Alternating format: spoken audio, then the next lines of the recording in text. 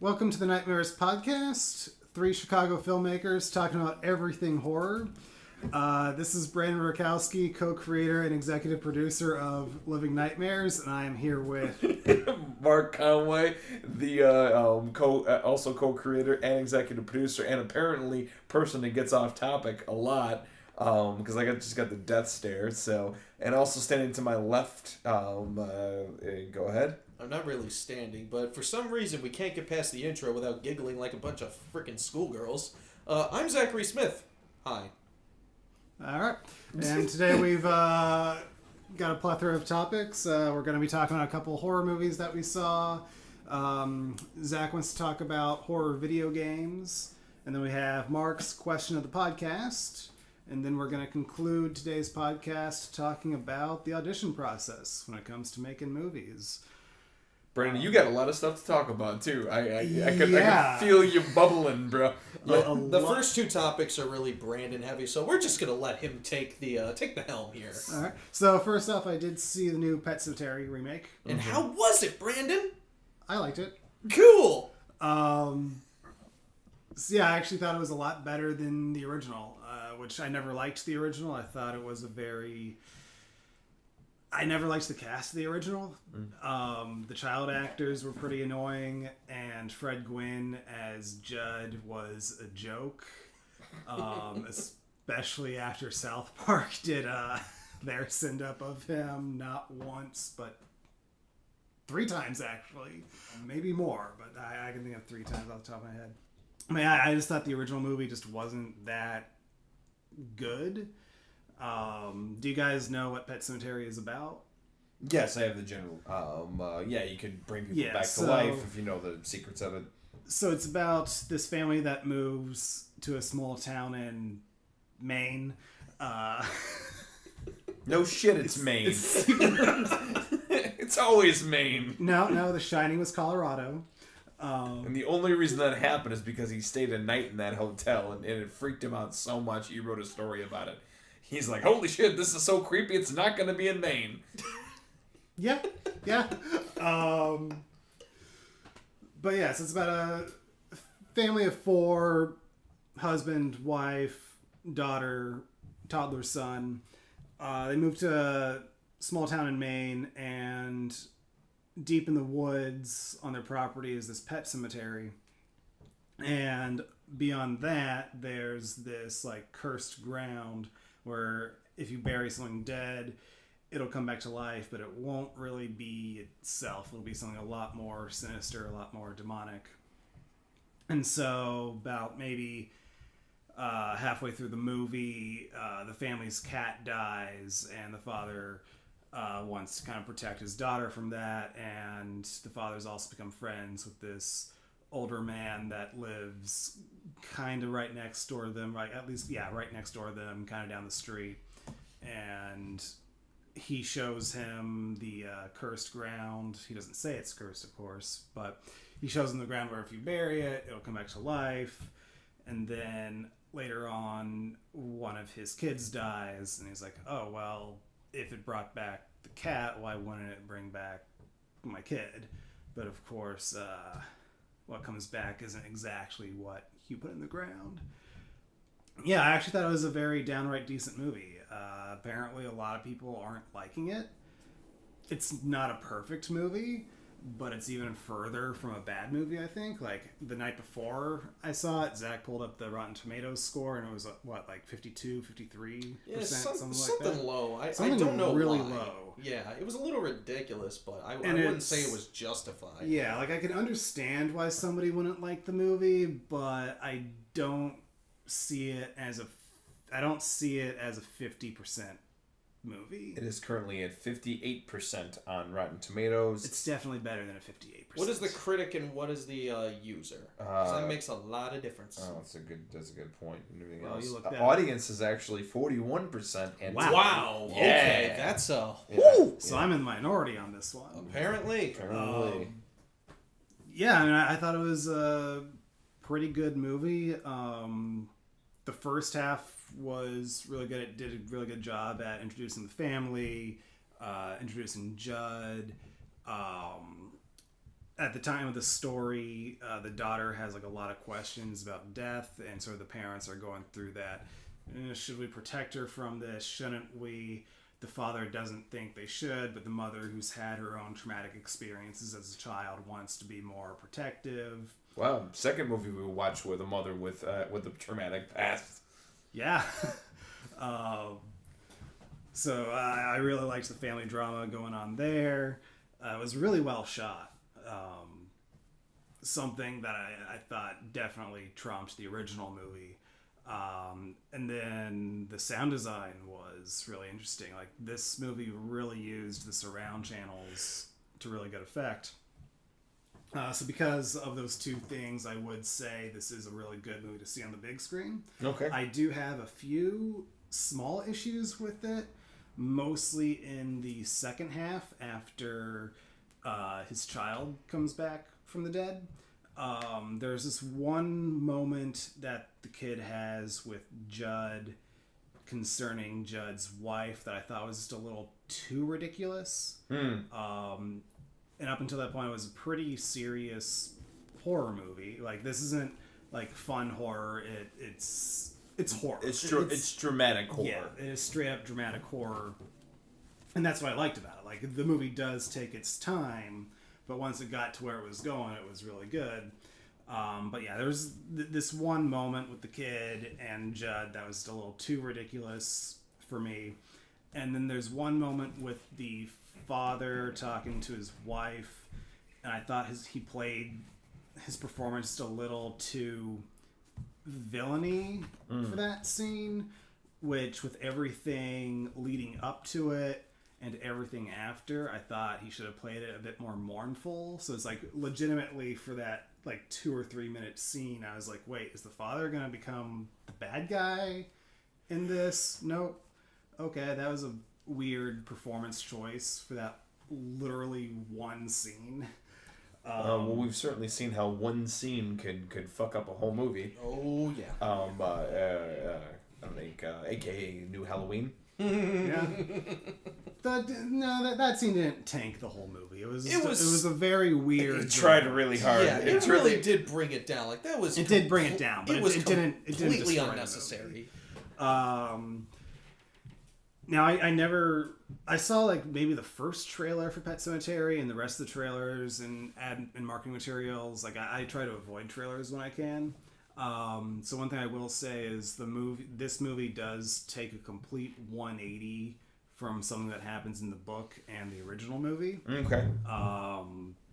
Knowing how marketing is today, I'm positive at least one of you has probably seen what that change is.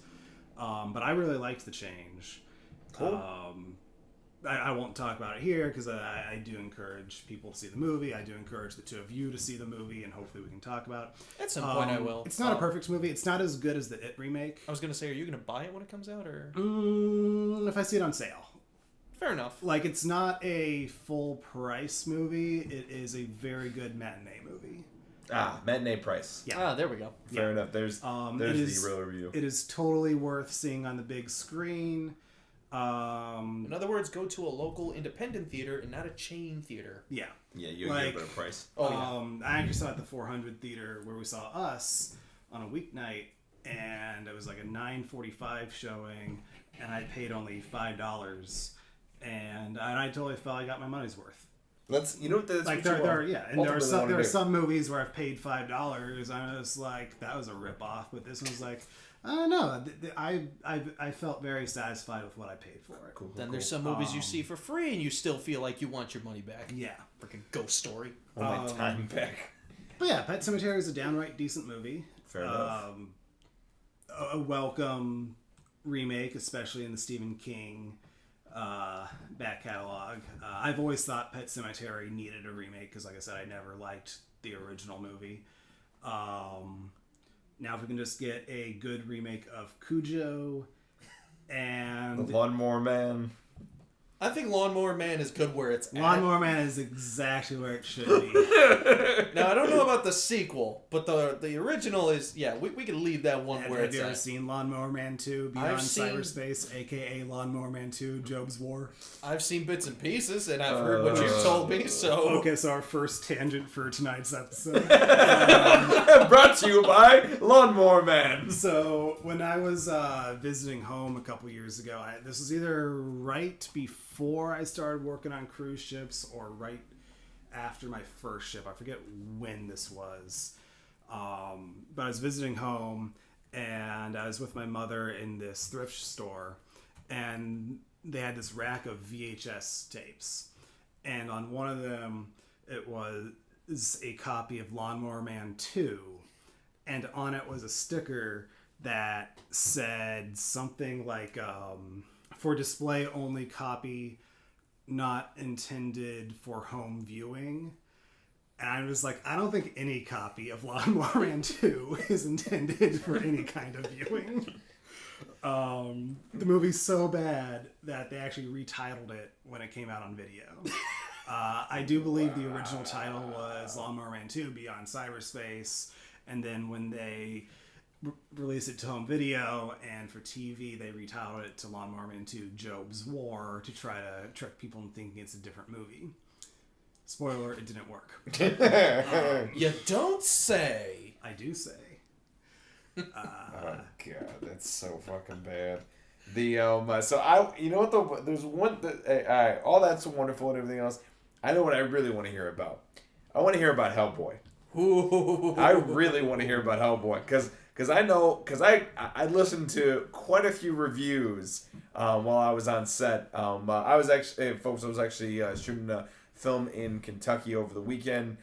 Big shout out to Bridgeview was Film Club, movie called Gun Story. It'll be out very, very soon. It was a blast filming down there in Kentucky. There's actually a sweet picture that I will have available. Our first link of the first link of me holding a Gatling gun. It's just gonna be the gag of these podcasts. Hey, here's a link. Yeah, we'll put that at the bottom of there. So I was putting in my notes picture of Mark with Gatling gun, and it auto-corrected to picture of Mark with battling fun. Well, that too. I mean, what's a trip without some battling fun? The fuck does that even? Okay. I have no idea. I'm just gonna accept it. But I was on YouTube. I saw quite a few reviews on Hellboy, and they weren't particularly kind.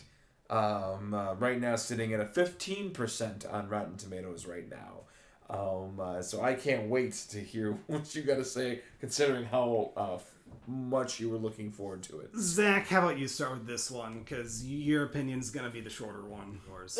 Okay, well, I mean, I somewhat liked it. What was it about? Hellboy? Very simple question, Zach. What was the new Hellboy movie about?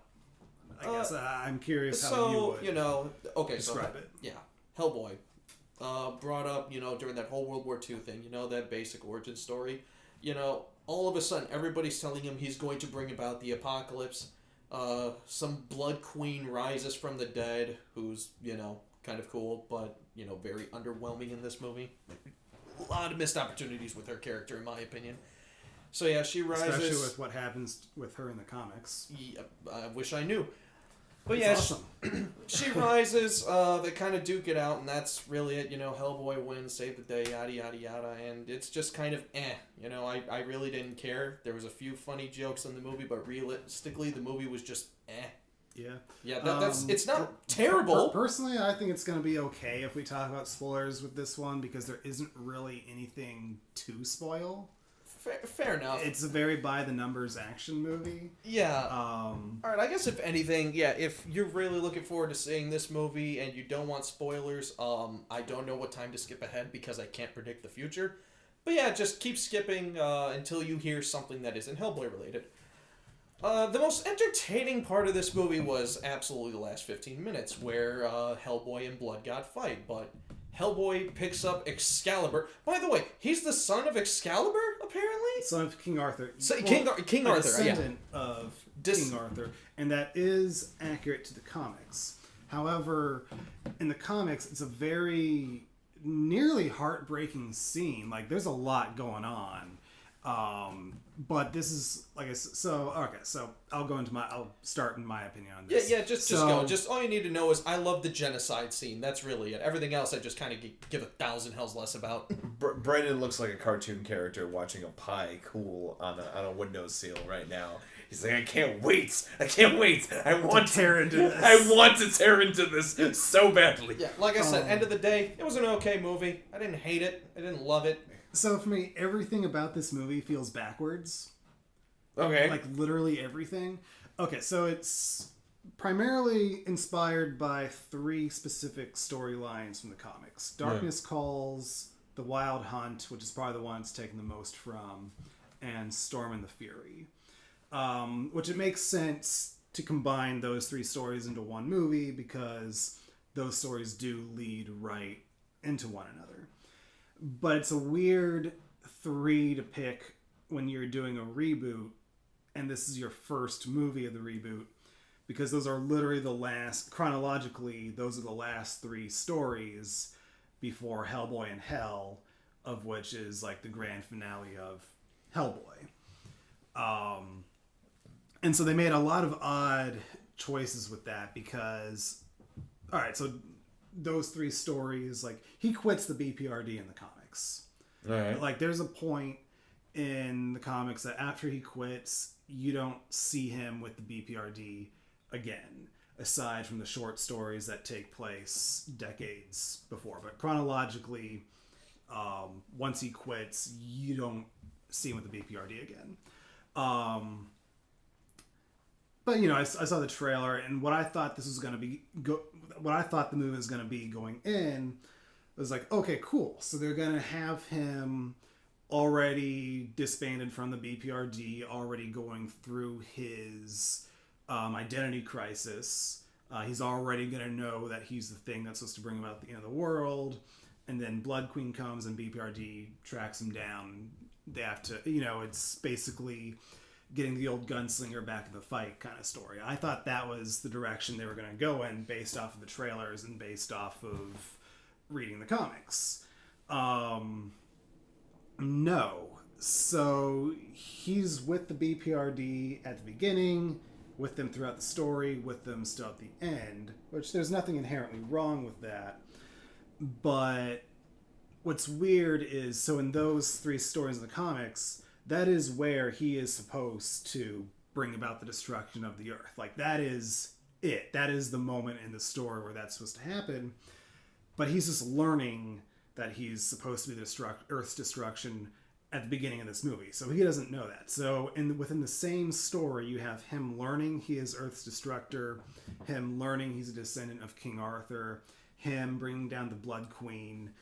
All of this, basically they're condensing literally 25 years worth of comic book backstory into one movie, and it doesn't work because in the comics, Hellboy in this movie, as Zach said, is very much an angsty teen with daddy issues. He's not like that in the comics at all. And also in this movie, they play him as pretty dumb.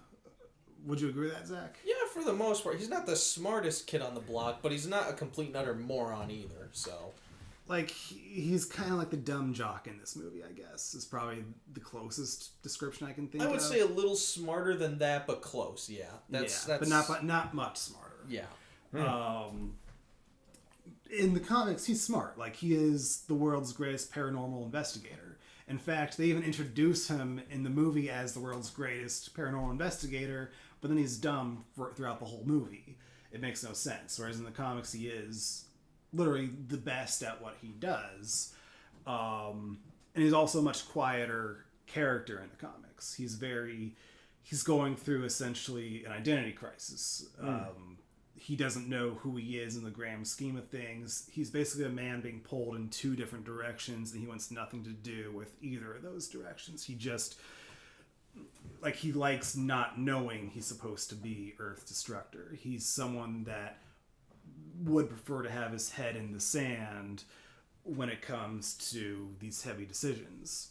So Ron Perlman's portrayal of it was probably more accurate, you would say? Yeah. Okay. Still not quite there, but miles ahead of what we got in this new movie. Gotcha. The Guillermo del Toro movies still aren't the comics, but they're still much truer to the spirit of the comics. They respect them. Yeah. Yeah. Wow. They fit right in without actually being exactly what the comics are. Okay. The comics definitely are more horror heavy, whereas the Del Toro movies are much more fantasy heavy. Fantasy, action. Yeah. Yeah. Still great. If you haven't seen them, watch them. Yeah. You know, maybe if you watched them before, we would have had a proper third one, but nope. Yep. But yeah, there's a lot of self-reflection in the comics, whereas this new movie is like, go, go, go, go, go, go, go. We got to get from one set piece to the next set piece, the next set piece, the next set piece. And there are characters in the movie that are straight out of the comics that basically want their revenge against Hellboy. Most notably the Baba Yaga, who's like this witch character. Who Hellboy took her eye decades before this story takes place. And so basically she wants one of his eyes. And then there's the pig character who I always butcher the pronunciation of his name, so I'm not even going to try to pronounce his name here. But he's the one that resurrects the Blood Queen. He has his own vendetta against Hellboy. But the Baba Yaga and the Pig Man, their revenge stories are decades in the making, and it just doesn't quite come through in the movie. It sounds like a bunch of shit just got thrown together, and they try to rush from scene to scene to scene with shitty special effects, not understanding the character. And no, there was no understanding of the character whatsoever. So they just threw it together, and it was just a loud, action-y mess. Okay. Realistically, what probably happened is they looked up the cliff notes for those 3 stories, and they're just like, cool, somebody write that into a script. Yeah. Okay.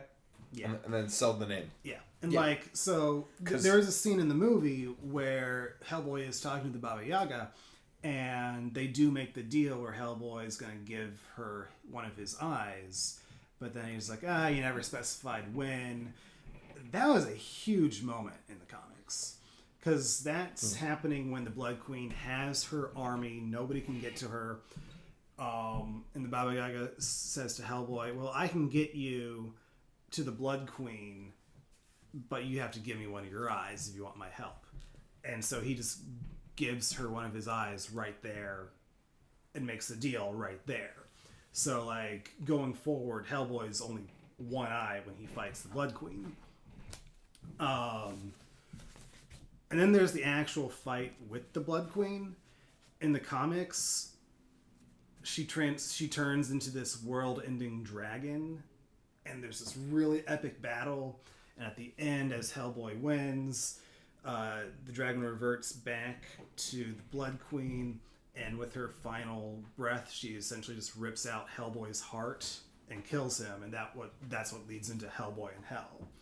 In the movie, basically, they're just standing there, and then it cuts to some clips to London where a bunch of hell creatures come out and kill a bunch of people, which, if you've seen the Red Band trailer, you've probably seen most of those shots. Not in the detail they show here. It's the most visual, at least for me. It's the most visually... There's more to it in the movie. Yeah. There's more to it in the amount of content you get, but there isn't more to it in regards to what's actually going on in the story. I would say if you're a gorehound, you're pretty much paying for that scene. That's pretty much it. That was my most enjoyable scene throughout the entire film. Everything else was just... Yeah, and then basically he just stabs her with Excalibur, and then he stabs the ground, and then all the hell creatures go back to hell. I'm just like, I want to see the news. It's basically that Phantom Menace thing where it's like you destroy the main thing and all the little bad guys go with it, even though they're nowhere near each other. I want to see the news report in London right after that, where they're just like, well, that was a weird 5 minutes in London. How's it going on your side of the pond? In the comics that were in this movie, but they were just kind of just rushed and not given any emotion. So this sounds like a big ass skip, because the funny part is you turn to Zach and ask him, hey, what's the plot of this? And most movies we can pretty much rattle it off in a sentence. Yeah. Zach was grasping at straws trying to Yeah. fucking explain this shit. It's like there's And this, then then you this, get then this, the- and it's like... and then sometimes this happens, And then you do maybe get this the happens. tribute to the Hellboy in Mexico one shot where he fights a vampire lucha wrestler. You do get his origin story in there. You do get a cameo from Lobster Johnson, which if you haven't read any of the comics, those two scenes are going to mean nothing to That you. Lobster Johnson scene was like, where the hell did this come from, and why do we care?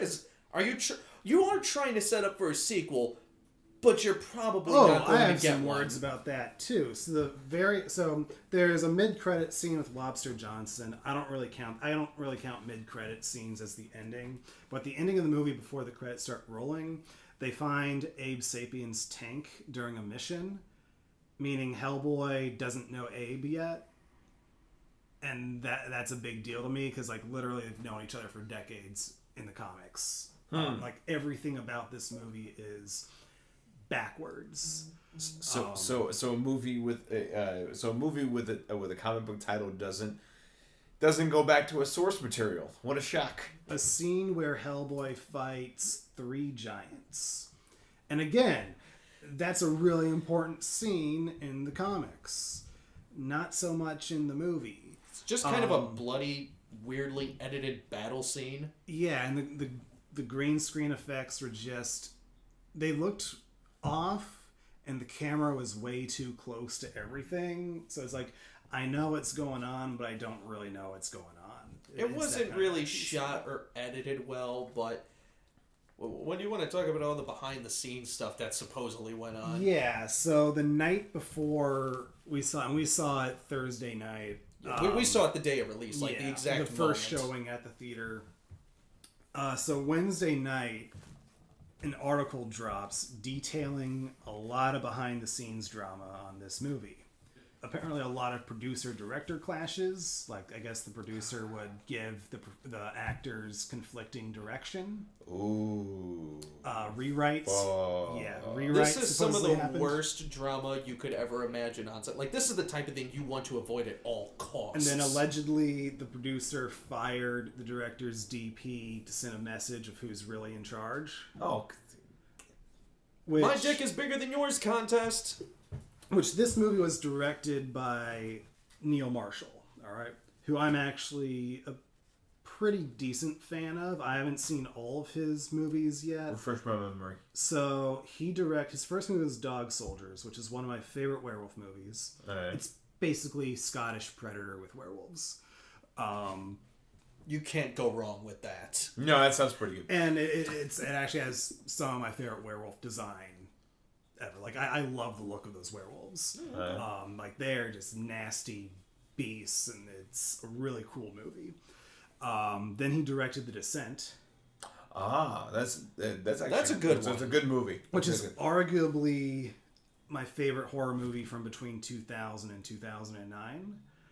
It's definitely up there. Like, Really? I love The Descent. Oh, I didn't know that. That's And off the top of my head, I don't know if I would call it my best from that decade, but it's definitely in my top 5. What year was that one? 05, 06. Yeah, right around there. Because that was a good one. It was a really good one. It is a really good one. And I believe both of those were shot with the DP that got fired from Hellboy. He also directed Doomsday and Centurion, which I have not seen yet, but I have been intrigued by the trailers for them. Okay. Then he's also done some TV work. He directed an episode of the Hannibal TV series. Oh, nice. Okay. I believe he directed the pilot for... They call it Constantine, though it should be Constantine, but we're not going to get into that right now. No, we're not. He also directed the pilot for Black Sails. Oh, okay. And he directed 2 episodes of Game of Thrones, the Blackwater Battle in Season 2 and the Watchers on the Wall Battle in Season 4. Nice. Okay. And I believe he also headed the recent Netflix Lost in Space right before he did Hellboy. So he's got a pedigree. Yeah. Attached to him. So yeah, this he's done a mix of his own stuff and a good mix of director for hire stuff, and he's always done really good quality stuff. So this Hellboy movie doesn't feel like a Neil Marshall movie in any way. And of course, the producers and their lawyers have combated the article about the behind-the-scenes drama, and they're just like, no, that's not what really happened. But it's when you look at somebody's work, especially when they've been working for 15, 20 years, you see what their style is. You see what their quality is, too. And so it's when something is all of a sudden just feeling nothing like what they've done in the past, like not even remote, like it's not like oh, big studio movie, but they just got Neil Marshall as a director for hire.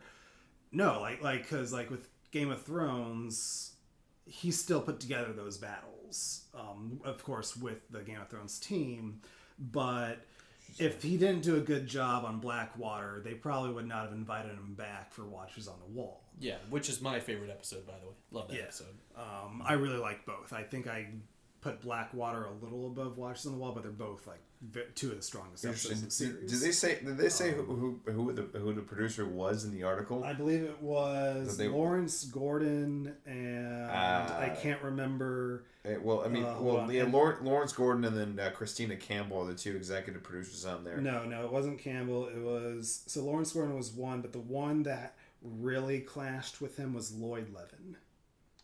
I guess Lawrence Gordon is the one who actually has the screen rights to Hellboy, if I'm not mistaken. Yeah, because he's produced a lot of, from what I read from the IMDb, which is interesting. Yeah, and Levin's the one who was kind of handling the day-to-day stuff on the set, if I remember the article correctly. He's got, Lawrence has got quite the pedigree though for, quite the pedigree. Yeah. Predator, Boogie Nights, the K-Pax. Quite a bit, The Devil's Own, The Rocketeer, Die Hard 2, which we don't really talk about, another 48 Hours, holy shit, Field of Dreams, original producer for Die Hard. Yeah. So, I don't know, maybe his dick is bigger. I don't know. Maybe so. I am not a fan. But according to the article, Levin was the one that Marshall mostly clashed with. Marshall hasn't said anything about it. He did not attend the premiere for Hellboy, which I think speaks volumes. Who? Levin? Lloyd Levin. Lloyd Levin? Yeah. And this is this is the director or the producer? Producer. Interesting. Lloyd Levin. Okay. Found him on. It does feel like a movie where there were clashes behind the scenes, which there's always going to be clashes behind the scenes, most smaller than others, but this one seems like these were no small clashes. Mm-hmm. And unfortunately... I think that's Lawrence Gordon's boy. Yeah. I think because most of his credits and everything else, Lloyd's credits line up with his a lot and everything else. He was on Watchmen, and then a lot of the animated series for Hellboy, and then the Ron Perlman Hellboy back in the day, and also Mystery Men, which was also them as well. Really? I like Mystery Men. And then also United 93. So I think they worked together quite a bit. So it probably came back. I'm not a fan of that at all. The as executive producers ourselves and everything else, you hire the fucking director to do their job. Yeah. The director is in charge of the quality control of the movie film itself. So it's like, I'm going to hire you to do our quality control. That's too bad. But even just from the Hellboy comics, they really could have made something truly special. That's truly different from any other comic book movie we've had up until this point, and they didn't. They could have easily turned this into the beginning of a Hellboy cinematic universe, and it makes sense to do that. You could, because that's what everybody's doing now. But you know me, I'm not a fan of everything needing to be a cinematic universe, but it makes sense for Hellboy. Because once he disbands from the BPRD, you can make a movie that follows Hellboy. Then you can make a movie that follows the BPRD. Then you can make a movie that follows Abe Sapien. You can make a movie that follows Lobster Johnson, Sir Edward Grey, which they did not introduce in the movie. But there are countless directions that you could take it from that one point in the main story, and we'd have a really unique, really horror-centric superhero cinematic universe that could be bloody and gory and awesome with a unique style of its own, but no, we don't get any of that. We get a very forgettable movie at best. Sadly. So hey, it is what it is. I mean, so that's probably a not so good recommendation from Brandon Rakowski on this. Which one. I mean, I will say that there were some one-liners that made me laugh. It's not a completely worthless movie. It's a worthless Hellboy movie, but it's not a completely worthless generic action movie. I've seen plenty of generic action. And we've seen plenty of that. Like, there really isn't. It doesn't really excel at anything. Like, it's very meh. The more I think about it, the more I don't like it. Like when we the got Batman v Superman effect. Yeah, like when we got to the theater, we were just like, it was sitting at like I think 11% when we got to the theater, and we're just like, we don't see it. Like it's maybe like a 50. But the more I think about it, the more I'm leaning towards, yeah, this really deserves nothing good to be said about it. And it breaks my heart to say that, because Hellboy really is a truly unique character who deserves and also incredibly cinematic treatment. And also incredibly important to you as well. So, no, I get that. So, all right, so on that chipper note and everything else of movies, let's talk. One good movie and one trash movie. Pet Sematary was good. All right, well, hey, I do give the thumbs up to Pet Sematary and the thumbs down straight to hell for Hellboy. Anyway, I think let's talk about our topic of the day of the podcast, which is video games, horror video games. Which is actually a pretty good, unique topic into this. I think a good idea to do is we'll go around the horn, and then we will actually pick our one or two favorites that we've played over the years, and say why. It's really that. I think that's pretty simple format for this. I'm not gonna go to any top 10 list or anything like that, because who gives a shit about that? Yeah. The 22 people that are listening to this right now are even that much. Maybe even that much. Hey, someday we'll make it to 20, and we're gonna be thankful for all 20 of them. Yes, and we are thankful for the 18 that are listening now, including my girlfriend. I for one am definitely thankful for the 16 that are listening. Yes, indeed. That hurt, man. Yeah. Hey, someday we'll make it to 14. Yay. I'm just hearing random numbers right now. Yeah, so anyway, I'm gonna actually flip it over to Zachamus. Do your two or one favorite horror video games of all time. Shit. This topic was your idea, by the way. No, I know, but it's like there's so many fucking great ones that I'd love to talk about. But we don't have all night, Jack. So we could have all night, but somebody decided to wait till the last minute to do a certain something. Sorry. It's tax day. It's tax day, everybody. Yeah, the night of recording this, it's tax day. You'll probably get this the week after. But this shit happens. I've been very, very busy over the last several weeks. But yeah, Zach, I definitely want to hear at least one or two. You didn't even have to pick your best one, just one or two that you want to talk about. Okay. For me, I'll go with DIno Crisis, and you know what? I'll hold off the other one for when that week comes. I think it's like 2 weeks away. Dead Space. Okay. All right. Wait. So which one do you want to talk about? I guess I'll start with DIno Crisis, because that was the first actual horror video game. The first game I would actually consider a horror video game that I played. I did play Resident Evil beforehand, but what is DIno Crisis? Yeah, I've never even heard of it. Jesus Christ. Okay, so you guys know what Resident Evil was, especially back on the PS1, right? Of course. Sure. Yeah. Made by the same guys, only replace the zombies. Yeah, Capcom. Replace the zombies with dinosaurs. So Turok. No. This is horror. Not ridiculous action with lizards who you just run around blowing body parts off of, which is extremely awesome. Yes. We'll put a link in the description below for this one. The cover art. Wow. Yeah, okay, that was the first legitimate horror game. Now that game was an actual freaking horror game. Like, that had creepy music, really dark, heavy atmosphere, and you were very limited in your options for defense. Like, that game, you actually felt fucking terrified, because it had a really good AI system. Those raptors were smart as shit. So you go down a hole in Resident Evil, at least from my memory, when you kill something, it stays dead. That room is cleared forever. In DIno Crisis, that's not the case.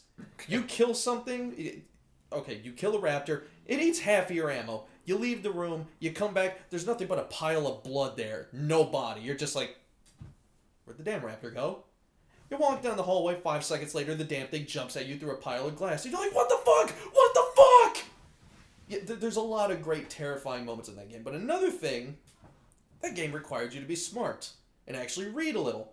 I did not read when I was a kid. I hated reading. I was really freaking lazy. I would just get to the little pamphlets and I would just mash the X button. Don't care, I just want to kill shit. That did not help me. Because if anybody who actually played that game remembers, you need to get these disc key things, these floppy disks. Anybody who remembers a floppy disk, you're awesome. The 3.5 inch or like the actual floppy disk? No, the 3.5 inch. I'm not that old. I Anyway. Yeah. Moving on. I was about to say something that I realized I am the oldest out of the three of us. Yeah, there's that. So, Yeah, but yes, right, but enough. Back to that. Yeah, and they give you like these weird worded keys with jumbled letters, and you have to come up with the actual key out of it. It was a lot of fun, but holy crap! Yeah, that game was awesome. The so Dead Space. Dead Space, which I have played a little bit of that one. Dead Space is a good fucking game. That is a good Dead game. Space was not only just a phenomenal game with a great story, but it was also the first horror game in years that I'd played that actually, kind of scared me a little. It's like you're always on the edge of your seat because you never know where the hell a necromorph is going to come off of. It's dark, you're isolated, you're alone, and depending on what difficulty you play it on, you're either scarce on ammo or you just have the highest abundance of ammo. But either way, like, the music... Remind me what Dead Space is about, because I did play a little bit about it. A little bit of it. So your that came out like right when I fell out of video gaming. That was around, I believe it was 2009 that game came out. 2008. Are you sure? I'm almost positive. Okay, one of the two. 8 or 9. Either way. So, if you're wrong on the internet, that's like 7 years bad luck or something like that. Everyone's going to give you shit about it. Anyway, you're Isaac Clarke, an engineer going to the ship, the Ishimura, to do a repair job. But as soon as you get on board, you find out everything's gone to shit. Everyone's dead, converted into this naked, bloodthirsty necromorph type creature, and everything wants to kill you, while at the same time there's this thing called the marker on board that's driving you completely and utterly insane, having you see and do a whole bunch of shit, and it's just one crazy psychedelic experience of awesomeness. 2008. There you go. So, on top of the creepy atmosphere, beautiful graphics, great soundtrack, it also had probably one of the coolest and most interesting gunplay / gore mechanics ever. You don't kill these things by shooting them in the head like, every other video game in existence. You have to dismember these bastards. Shoot their arms off, shoot their legs off, cut them into pieces. Oh god, that was so satisfying back then. Sounds exhausting. And actually I'm laughing at this because I was reading the Wikipedia page, and you know who the developer is, Brandon? Who? EA. This was yeah. Doug is when we did the tour of Florida that space was in there and everything else. That's a little story for those two. Yeah, this was before EA went complete and utterly shit. I would say they finally went down the crapper during or a little bit after Dead Space 3 is when everything just kind of went to hell. It's all fucking EA. Yeah. No, but I actually remember the game. It really was claustrophobic. It built. Not only was it gory, not only was all that stuff was fantastic, and the game mechanics were fantastic. It built tension like a son of a bitch in that game. It really was good about atmosphere and really putting you into that space. Yeah, and if you paid attention to just the little tiny details, including the first letter of every chapter, you get nice little Easter eggs and stuff like that. It was awesome. That was a game I will forever and always remember. All right, so I suppose it's my turn. I'm actually gonna do 2.5 because one will take a 10-second little. Oh, you could do 2.5? I'm gonna do 2.5. Okay, you jerk. Because I couldn't get one of them out of my head because it scared the shit out of me as a 13-year-old. Oh, this ought to be was Silent Hill of the Room. I don't know what the fuck was up with that game, but I'd never seen a game built tension quite like that, and to put you in it was you were trapped in an apartment. Like it somehow it developed a story and built tension out of being trapped in a fucking apartment. And it was also the 4th Silent Hill in the series, and normally at that point, story's kind of tired out. But it somehow did its job and built the tension. But my 2 picks are hands down is Alan Wake and BioShock. BioShock's horror? BioShock is definitely horror. That's really up to interpretation. I do not consider it horror. It's a very interesting game with a really good story and great atmosphere, but to me that just does not qualify as horror. I'll argue the point, and I'll tell you the reason why. But I want to talk about Alan Wake though, real quick. Yes. Alan Wake is probably one of the, only being slightly eclipsed by BioShock, one of the best written video games that I've ever played. It truly is a thriller horror atmosphere that would make Stephen King proud, and I'm surprised it's not Stephen King. If you don't know the general plot, it is a story about a writer named Alan Wake who goes to a town in North Dakota. It is actually sure it's not Maine. It is not Maine in this case. We said it's not Stephen King, Brandon. But and it's actually. It has a very, very similar feel to Twin Peaks. Ooh, okay. So if you have not played it, I highly recommend it. It's done in episodic pieces, so it's set up like a television show. And he goes up there because he's dealing with writer's block, and he brings his wife up there, and they have a cabin next to the lake. And one night his wife goes missing, and she is consumed by a darkness, a force that's out there. And it basically passes out, gets overcome by the darkness, passes out. Then his wife's gone. The cabin he was staying in is gone, doesn't exist anymore. And he spends the entire game trying to find his wife. And funny enough, there is pages scattered around of his own novel that he does not remember writing. And he's essentially trapped in the novel, his own novel. And there's been a couple scenes where and that was one in particular that I remember the most. He picks up a page and he starts reading it. As Alan walks down the crowded path with the dark trees overhead, he hears the sound of a chainsaw behind him.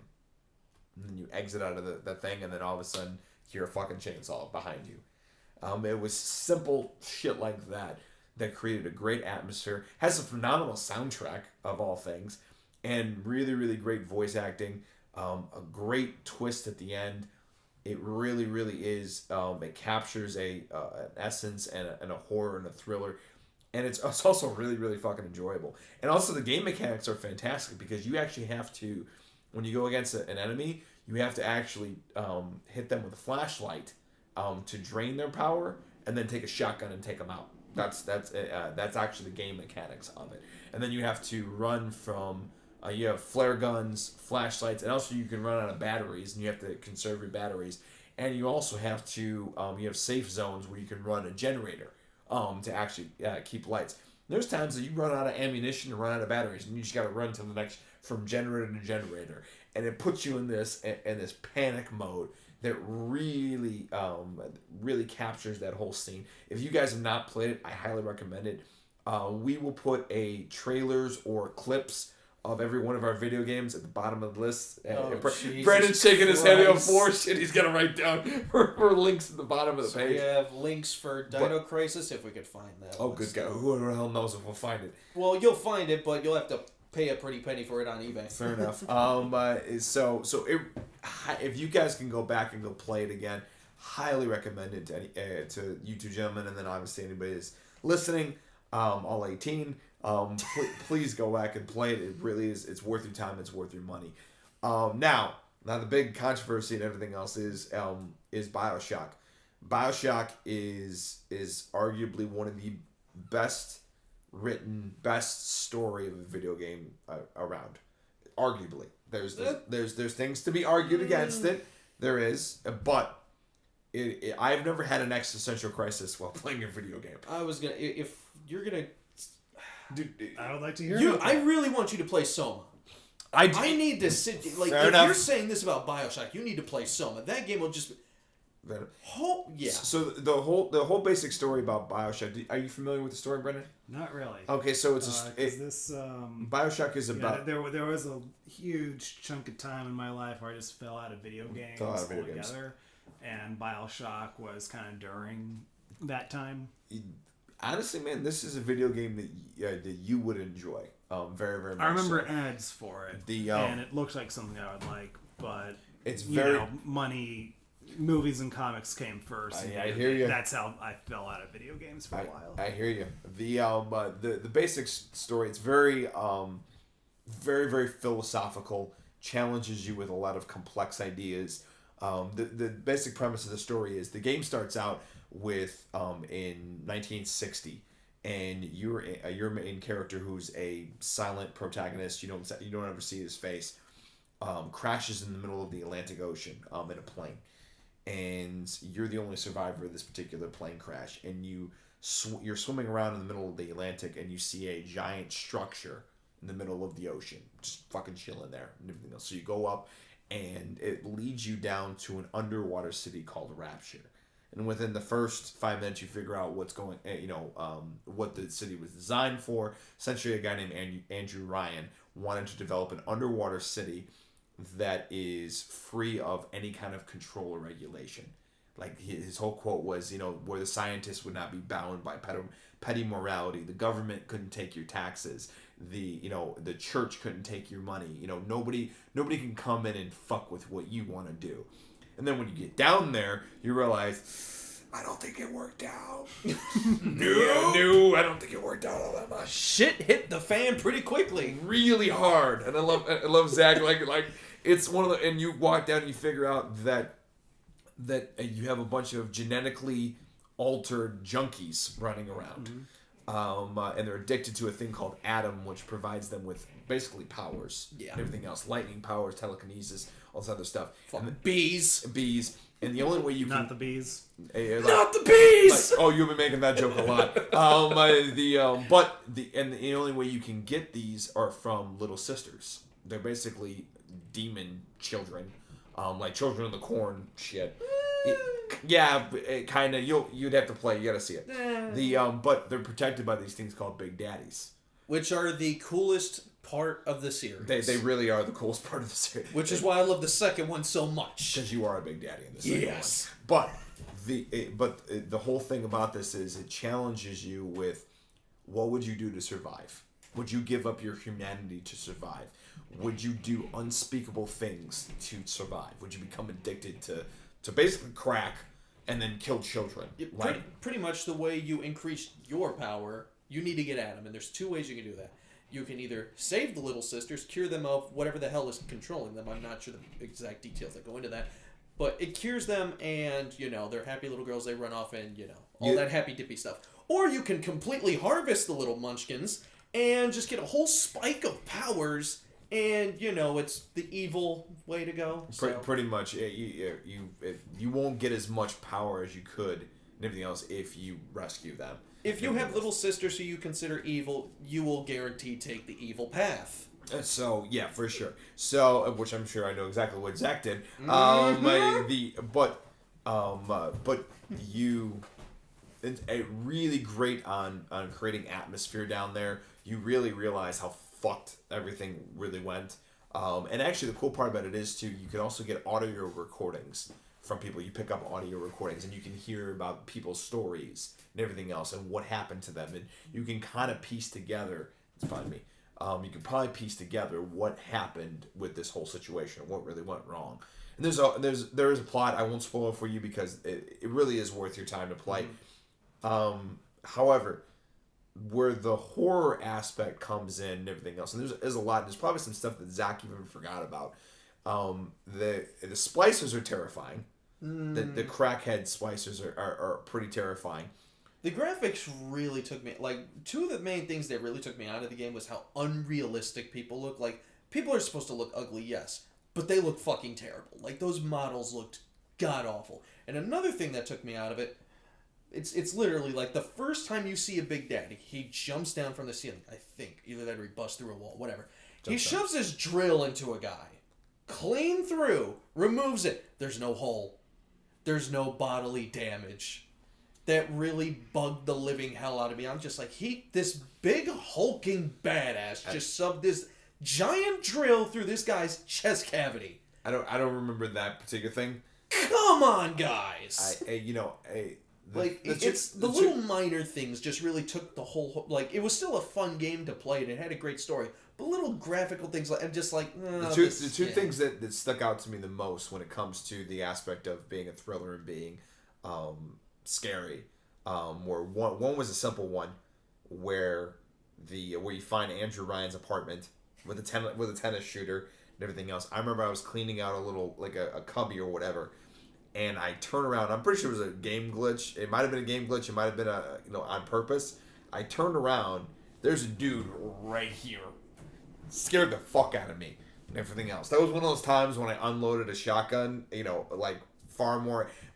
Every gamer knows that moment when you use way too much ammunition for the situation that you're in, but because you're scared shitless, you use it anyway. Everybody's shaking their head with that. And the other thing too was the first boss. Was the surgeon, the sergeant, and everything else. Talking about the whole silhouette scene. There's the first boss that you face, and it's actually kind of cool. They have traditional like mid-level bosses that you go against, and one of them is a sergeant. And when you finally go up to see him and everything else, you look through a glass window and it's like a viewing room for operations, and then about 10 feet in front of you, there's actually a dude with an operating table, and he's operating on some girl who's beyond dead. And he's like, "Don't worry, I'll make you pretty. I'll change you back. It'll be okay." He's like, and he looks up a little bit. And he's like, "Shh, someone's here." Lights go out right over there, and then the lights go back up 2 seconds. Motherfucker's gone. And I'm like, "Oh, where is he? Where is he? Where is he?" He's hiding somewhere in there, and then you gotta go in, then you gotta go deal with it, and then he hangs from the ceiling. But I mean, here's the thing: you are very well equipped in that game, and games not early on. I would say you were. No. Like, you start off pretty decently equipped. Like, you get a decent, like, your gun is okay. You get the wrench. Powers. You get the wrench and the powers at the very beginning. Yeah, but you get your shotgun pretty early on, though. When you get later towards the game, you're absolutely correct. You're just wasting ammo at the end of the game. Yeah, you build up to a huge stockpile of ammunition. Like if you're playing the game on the hardest difficulty, sure, but nobody's gonna jump directly into hard mode. They're gonna start off on medium, like normal people.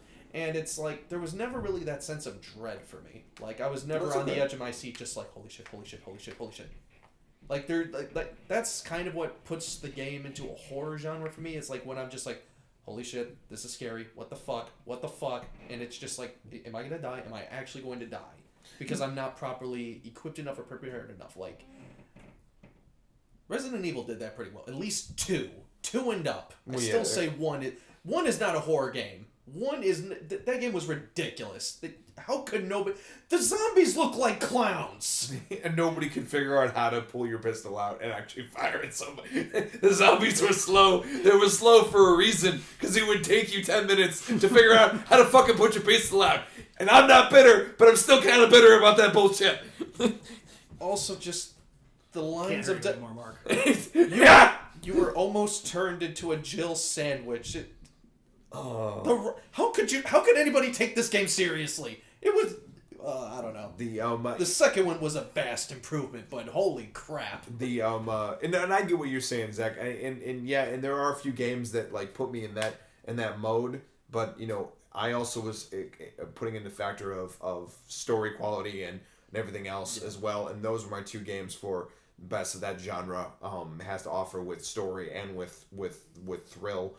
And I also remember I had distinct memories of that. And honestly, the game definitely had story. That I cannot take away from it. The game had story. The game had atmosphere. One of the best. It's just, visuals were just very disappointing, especially for the time, because I know we had the technology to add gore graphics where if a Big Daddy shoves a drill through your chest, there should be a nice... weird sloshy hole. I don't remember that. I don't remember that scene So I'll have to go back. This and was play. back in a day where I cared more about visually murdering and maiming people as violently as possible, and the less AKA satisfying. Manhunt. The Rockstar should consider making a part 3 to that. Rockstar, just please make Manhunt VR. Do it for PlayStation or PC. I don't care. Whatever system you put it on, I will. No, don't do PlayStation. They're censoring shit. PC, Steam. The anyway. So yeah, but those are my 2 picks though. Factoring in story quality and the genre itself. And everything else. Highly recommend both of those games. And I sure as shit I've never played your first game, DIno Crisis, but I sure as shit recommend Dead Space. That's a great game, and story wise and atmosphere and horror all together. I recently did another playthrough of Dead Space a few months back, like during the Steam Winter Sale. I picked it up on Steam, and it holds up still. It holds up super well. Like that game, oh my god, it's phenomenal. Anybody who hasn't played it, fully recommend it, especially if you're into horror games. You will have one hell of a time, I guarantee it. Fair enough. So, alright, Mr. B-Man. Alright, so... This is going to be interesting. Yeah, considering that there's a whole chunk of my life where I wasn't a gamer, and even when I was into video games, I only had I liked the video games I liked, essentially. Okay. And I've played a little bit of Dead Space, and liked what I saw of it. I remember my brother tried to get me into Last of Us, I think it was. What's the one with, like, they're not zombies, like this disease that creates this weird, like, they can't see anything? Yeah, Last of Us. So that is yeah, Last with of Us. the fungus zombies, Yeah, pretty much. Yeah. I never really got into that one. It just seemed... It's not a horror game, but it is a game with a really damn good story. Yeah, I mean, my friend Jake, who used to be my roommate, he described Last of Us as the Oscar bait of video games. I would give it an Oscar. That one is absolutely deserving. I do have... Jake is going to circle back to my main horror video game I'm going to be talking about. And then... I also remember trying to get into Resident Evil 4 back in the day, but it just didn't do anything for me. I know I'm in the minority on that, but it just didn't do anything for me. Resident Evil 4 was a great, very fun game, but that's where the series really started falling off of the horror bit. Like, it still had elements of horror in there, but you could really tell this is where the series started to change and go more towards the action. Resident Evil 5 just said, fuck it, we're going Chris Fuck Boulders Redfield action, and we're not giving a damn. Wow, there's a reference. And then... There was a time when I was visiting home, and my brother and our friend Nate had me play Outlast. Beautiful, beautiful game. Which I don't remember much of it. I just vaguely remember being an investigative reporter, going through an asylum or something like that. And I remember thinking it was alright. My brother and our friend talked about how it scared them quite a bit, but it didn't really scare me. So there hasn't been... Yes, Zach. Can I talk about it? Sure. Okay, so Outlast, you play as this investigative reporter investigating this asylum. When you get there, everything's going to shit. You see bodies mangled, a freaking SWAT officer stuck on a pike, there's heads laying everywhere. This game does not hold back. It does not take censorship into consideration. Reminds me of The Suffering back in the day. Suffering was great, but no, this game takes visual gore and fucked upness to a whole new level. Two of the main enemies in this game, they're weird, and they somewhat become ally. I don't know. They're really strange people. They're these old, naked dudes. Their dicks are just hanging out, and they're chasing you with machetes, and they're always like, come here. We're following. It's like, you have to use your camera. The night vision on your camera is a light source, and you have very limited battery with that thing, so you got to be very careful. You have no way to defend yourself. Everyone there is trying to kill you. There's this real big asshole named, what was his name, Alan Walker or something like that? Big, bulky, Hulk fleshing looking motherfucker. Veteran from Iraq, high kill counter, something like that. Locked up in this asylum, and he's just chasing you, trying to screw with you the whole time. Violent, gory. If you love really fucked up things, it's great. There's, just play it. It's You'll notice a lot of horror video games start with that same plot. Main character goes somewhere to do something, and the shit's hit the fan. Like that A plus B equals C kind of formula with different covers on it. I'm just saying the visuals in these games, both 1 expansion and 2, are really messed up. If you cannot handle nudity and gore, probably not for you. But if you're listening to this, I'm assuming you can. Fair enough. So before I go into my pick of horror games, just out of curiosity, have either of you ever played any of the Clock Tower or Fatal Frame games? I've never played them, but I remember seeing like screen grabs and videos, and the aesthetic of them just really always kind of spoke to me, but I never got the chance to play any of them. I have not. I'm assuming Zach has. I just want to point out, you are the second person I've ever met that actually knows what the Clock Tower series is. In fact, it recently got a spiritual successor on the Vita, which is funny because that system is pretty much dead and hasn't had a new game in years. But yeah, wow, I'm surprised. That's actually kind of cool. I've met plenty of people who've seen Fatal Frame. That one's, never really got into that one, but Clock Tower, wow! The Clock Tower actually makes a lot of lists for like top 10 scariest video games of all time. It does make a lot of lists. I'm not as familiar with the plot, but it's made a lot of lists. So I want to hear your two though. My pick for horror game is definitely going to be the odd man out of all of our lists, because this one isn't really hardcore or scary or bloody. It definitely falls into the fun, goofy horror. So while I was going through college, my roommate at the time, Jake, he had this huge duffel bag with a Super Nintendo in it and all of his games. Oh, God. You know where I'm going, Zach. Oh, I can't wait. And there was one game in particular that we just absolutely loved, and that was the arcade style Zombies Ate My Neighbors. No, Everybody's face palming right now, like, really? It is a fun game made by LucasArts, by the way. Yeah, I know. It's a fun game, but still, horror? You had what you had back then. You have freaking muscular Jason Mask people. You have the Tremors We had knockoffs. Splatterhouse for that. Oh, yeah.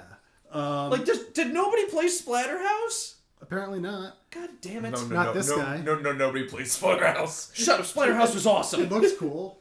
I wanted to play it, but I never played it. But yeah, so basically in Zombies Ate My Neighbors, you can do co-op with a friend, play these neighborhood kids, and you just go around collecting these different weapons, killing different monsters that are references to like big horror movies. You do have like the blobs, you do have mummies, you have vampires, you have a giant baby as one of the bosses, you have killer dolls, killer plants, the Tremors worms. Like it's just it's awesome. It's a mishmash of all kinds of crazy it's a monster mash. It's quite a graveyard smash. For the love of all things unholy.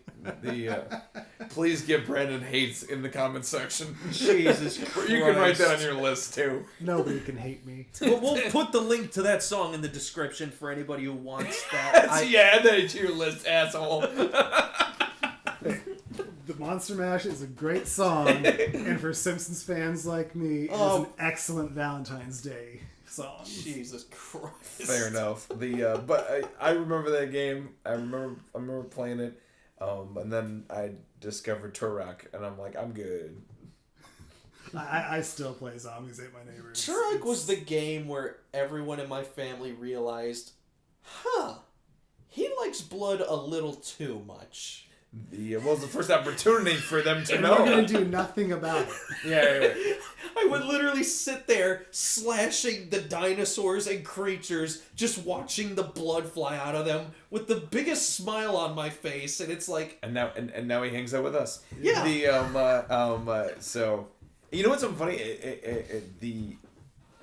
With the exception of that, we didn't talk about a single fucking zombie game at all. Zombie games are basic. You know what? No, one wasn't, and one I liked a lot was Dead Rising, the first one. Well, Dead Rising's just hilarious fun. It is. It is. You know what? It's a lot of things. It had everything. Like, it had hilarious fun. It had tension, and it had horror. It had action. It had actually a little bit of good drama. The Vietnam guy who owned the hardware store. I do not remember him. Yeah, that was a hard fucking ending cutscene. Dude, I used to cheat all the time in fucking Dead Rising. Remember the three criminals that had the freaking Jeep. that Humvee. Dun-dun. I used to steal that and everything else. When I killed them and everything else, I would drive up to the other end of the mall where the gun shop is, and I would take the turret off of there, and I would go up to the gun store and fucking kill the guy early and everything else before everybody else did. Which, by the way, if you wait a day, that guy's already gone from the gun store. The little fact, but I used to cheat all the time. I could always go back there. It was like an infinite supply of shotguns. Why would I not want to have that place open for me?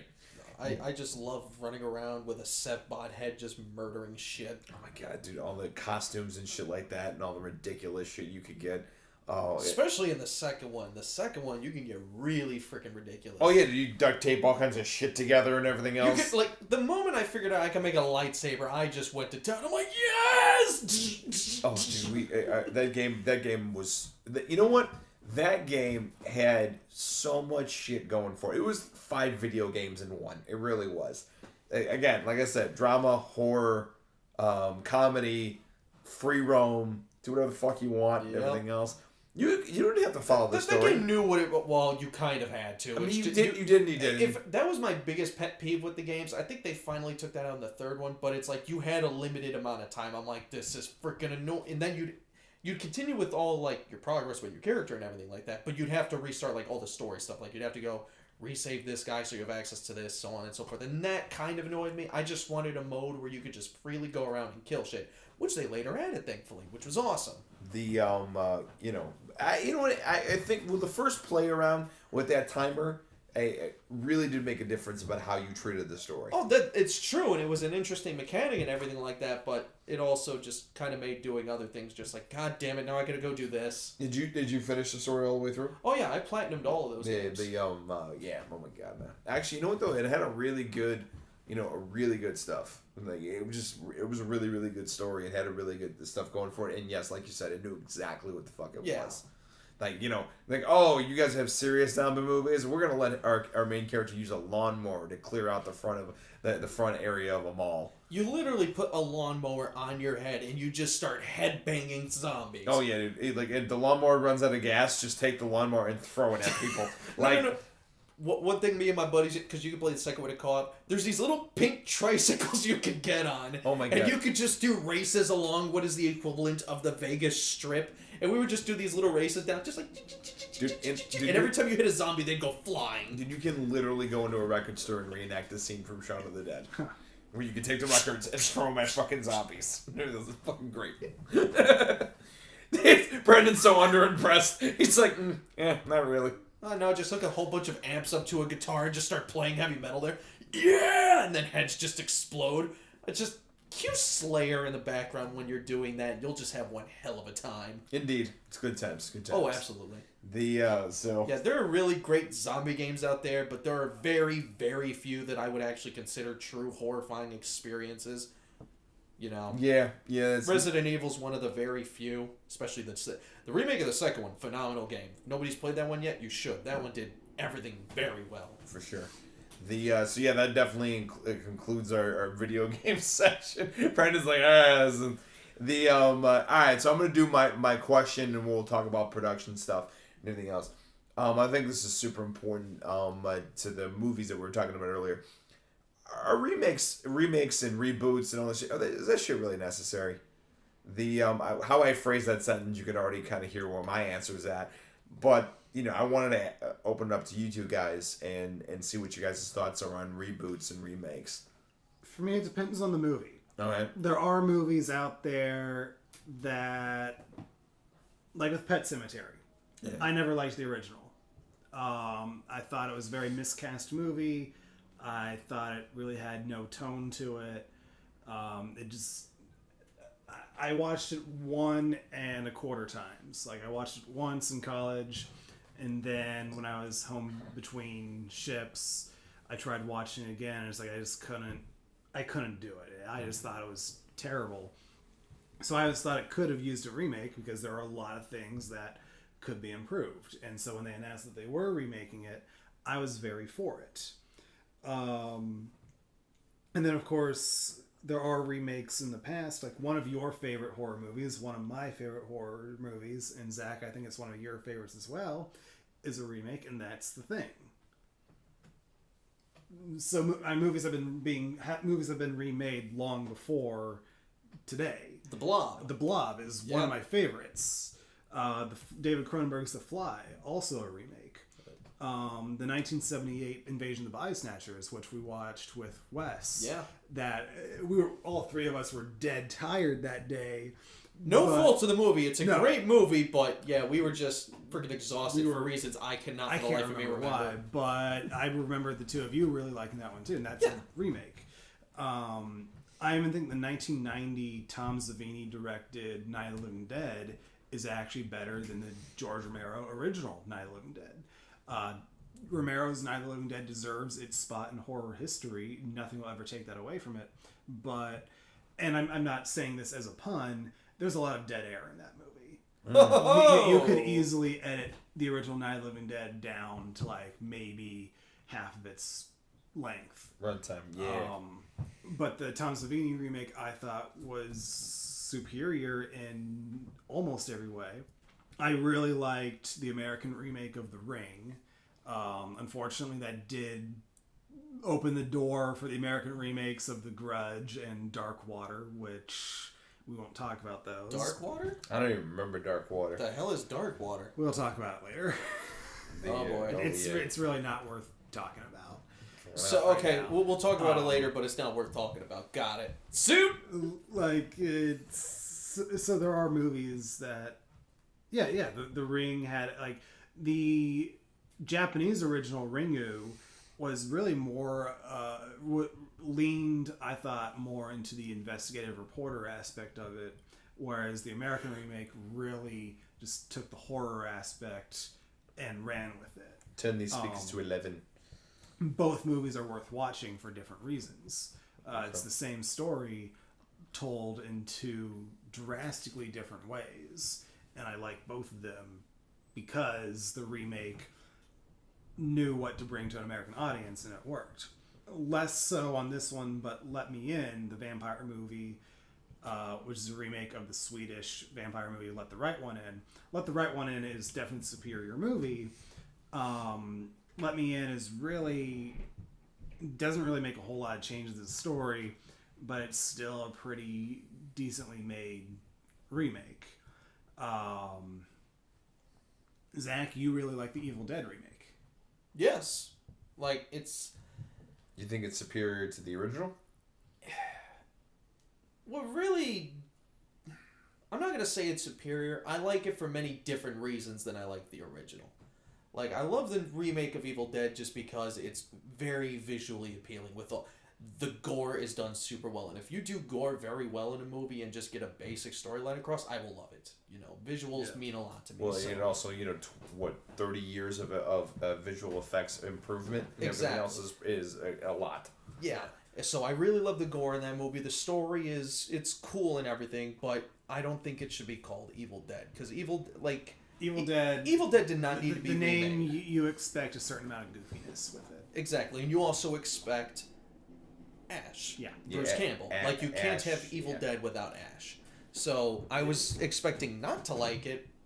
At least I wasn't expecting to love it, is what I'm saying. I expected, okay, I'll at least come out partially entertained because, like, in the trailers you see some of those gore and it, holy crap, that looks beautiful. So I figured I was gonna like it. I didn't think I was gonna love it, but I love the movies for two totally different reasons. And it probably should have changed its name. Yeah. Okay. We all knew what it would. We all would have known what it's basing itself off of, but at the same time, call it the Necronomicon. Yeah. That would have been perfect. Which that would be an H.P. Lovecraft thing, but that's a whole other topic for another day. Fair enough. But yeah, and then there are some other remakes I really like. In 1979, Werner Herzog remade the 1922 silent vampire movie Nosferatu, and I actually thought Herzog's version was better. The original silent version is excellent for its time, and it's still an excellent movie today, but Herzog's remake just creeps under your skin in a way that a silent movie can't. Not taking anything away from the silent original. Like, I thought the Lon Chaney Phantom of the Opera is still one of the best horror movies out there. Which Phantom of the Opera, that one's been retold how many times?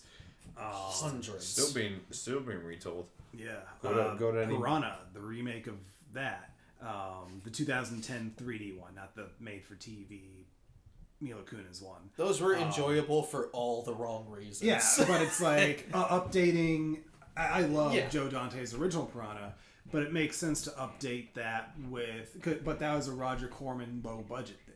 Yeah. So it is interesting to see a higher-budget Piranha movie, and it kind of makes sense to have it take place during spring break. That was a nice aesthetic choice that you just don't get anywhere else. You have really amazing visuals that you could not get at the time period the original one was done. Exactly. Like, the gore in that movie was beautiful. And then I know I'm in the minority on this one, but I also enjoy the Fright Night remake.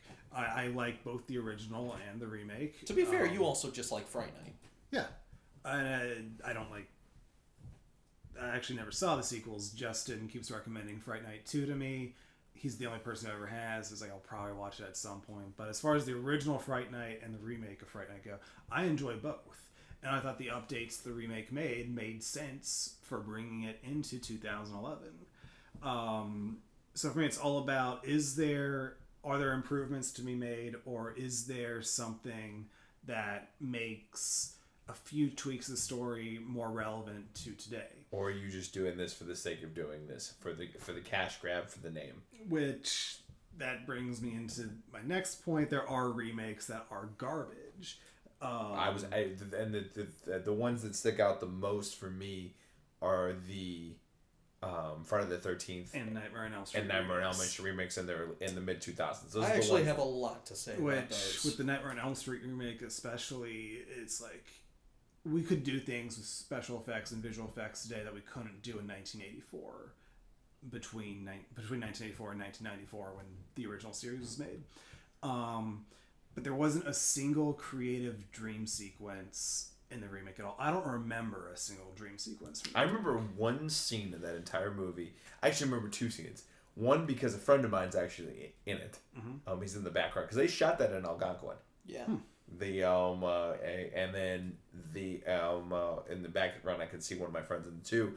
I remember the whole thing with her friend in the body bag. In a dream sequence and everything else where she's literally being dragged across the hall by nothing, a ghost or by Freddy, and then she unzips herself and everything else and walks out. Like, that's it. That's the only thing that I remember about that. That's from the original. But they did it in the remake as well. But then in the remake, you also have Freddy telling that one kid, the brain stays alive for 10 seconds after the heart stops or something like that. That means you and I still have 10 seconds to play. They do nothing with that. That is a really cool concept. They do nothing with it. Honestly, there's only one cool scene in that movie that's actually like, holy shit, that was dark. Freddy just appears, the kid starts screaming, and it's the only good line in the movie, and Freddy just goes, "Why are you screaming? I haven't even cut you yet." That's a really good line, but the movie is fucking terrible. The cast, with the exception of the guy who plays Freddy, because he's the only one who seemed to give a damn and try. Well, Jackie Earle Haley is an excellent actor. Yeah, exactly. Was terrible. Rooney Mara never shows one piece of emotion throughout that entire damn movie. All she does is stare blankly. Oh, hi. How does Freddy even have any power over her?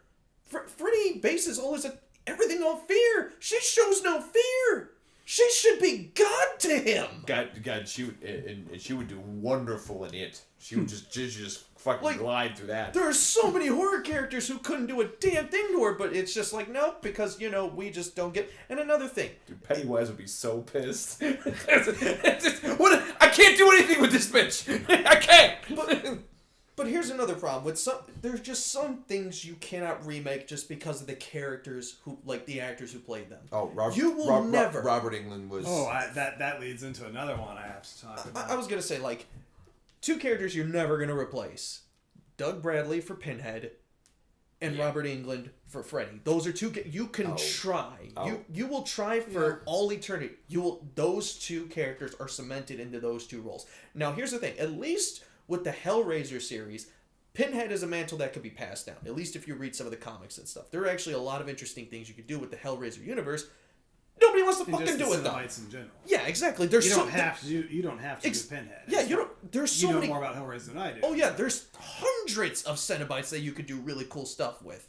But if you really want to go with the whole like Hell Priest route and everything like that, make what's her name Pinhead like she is in the comics. There's so much cool stuff you could do there, especially with Doug Bradley's getting old. He probably doesn't want to do that role anymore. I think he said he'd be willing to do one more movie. And that would be a good idea for the movie. Is good. Like there was that one cash grab Hellraiser that he turned down because he said the script's not good. This isn't. That was probably the found footage one, and that movie was. That was insultingly terrible. I'm also thinking about the other remake too. They did the Texas Chainsaw Massacre one. That was so fucking bad. Which one? There's so many Texas. The mid 2000s one. 2003 with was it Jessica Biel? Yeah. Really? No, I think it might have been that one, or it might have been one that was a little bit later. I was gonna say the one with what's his name, Arlie Ermey. Yeah. The drill sergeant from Full Metal Jacket. Yeah. Or are you talking about the one that came out just like? There's one that happened. There's one that happened just a couple years ago. I still haven't Chainsaw 3D. Yes. This one. Yes. Not a remake. It is a sequel to the original. Oh. Okay, here's the thing. This is another problem. You keep remaking remakes. Yeah. That is a huge problem. Fucking up the timeline. Like, here, hold up. Brandon, explain Halloween 2. No, Mark. Oh, just let him do it. Just go and say I it. don't know how I can do this over audio, but I'm going to try. Just. So we start with Halloween. Or you know what? Better yet, just say what's the sequel to the sequel of what. Okay, so you start with Halloween, the original. All right. Then you have Halloween 2, which is a direct sequel to Halloween. All right. Then you have Halloween 3, which takes place in its own separate universe, so that's outside of the timeline. Okay. Then you have Halloween 4, which picks up, I believe, 10 years after Halloween 2. Halloween 4 goes into Halloween 5, which goes into Halloween 6, Halloween Curse of Michael Myers. All right. So far, you have a pretty straightforward timeline with the exception of Halloween 3, which is its own thing outside the timeline. But then you have Halloween H2O, which retcons everything that happened in 4, 5, and 6.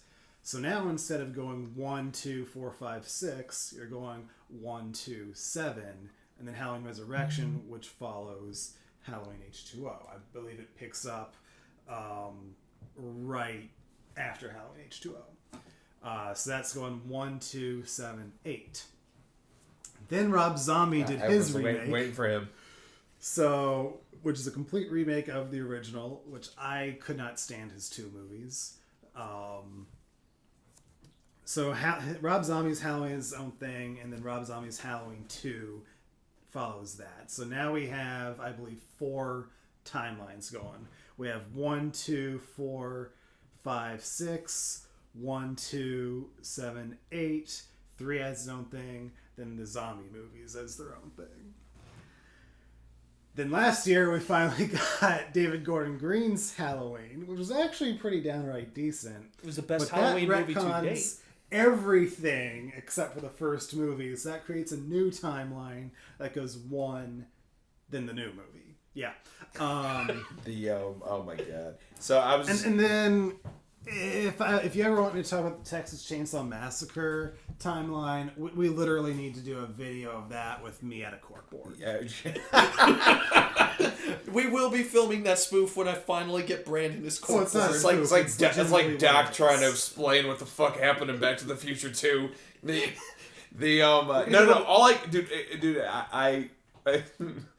Texas Chainsaw 3 was pretty much summed up amazingly by a stand-up comedian. And Which one?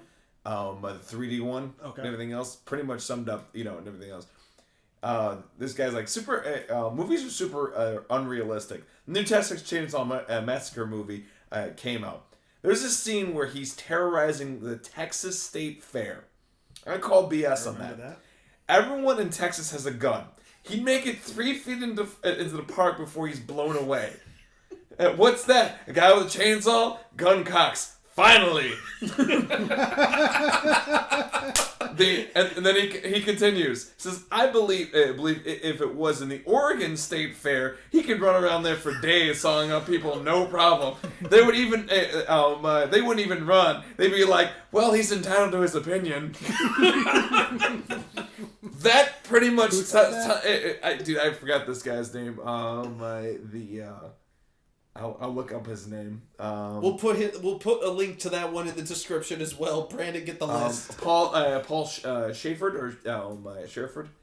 But yeah, that pretty much sums up Texas Chainsaw 3D for me. You really got to think your horror movies through if you're putting it in Texas. Yeah, so much. I mean, the first one worked because they were in the middle of fucking nowhere, and he was killing hippie chicks, hippie people on a road trip that don't live in Texas, nor do they have a gun. Like, that shit makes sense to me. It makes sense that like all this shit was going on in the backwoods. It was thought out. Not in public. Then there are two bizarre remakes that I can think of. The first one being Gus Van Sant's, who's the director of Good Will Hunting, by the way. 1998 shot-for-shot remake of Psycho. Yeah! Wasn't Vince Vaughn in that one? Vince Vaughn as Norman Bates. That is such a weird... Yeah. Let me bring up the cast here. How old was he when he did that? That was a year after The Lost World. Yeah. Wow. So that was 97. So yeah, he was there 1 year after he lost. When he was skinny. So you have Vince Vaughn as Norman Bates, Anne Heche as Marion Crane. That was Janet Leigh's character. Yeah. Julianne Moore as Lila Crane. Okay. Viggo Mortensen as Sam Loomis. Interesting. Which Viggo Mortensen was also in Texas Chainsaw Massacre 3. William H. Macy, Robert Forster, Philip Baker Hall. Dude, all I can think of, dude, is Brandon looking like what's his face from It's Always Sunny in Philadelphia with all the fucking like pieces trying to explain Texas Chainsaw with the triangle and That's shit. what it's gonna be. No, dude, we already have the whole scenario thought out. Like, we're gonna get him a wig with long, scraggly black hair. We're gonna give him I a don't suit. have hair of my own. Exactly. We're gonna give him a tie that's just completely undone in wrestling. We're actually gonna put a cigarette in his hand, so he's just. I finally figured it out.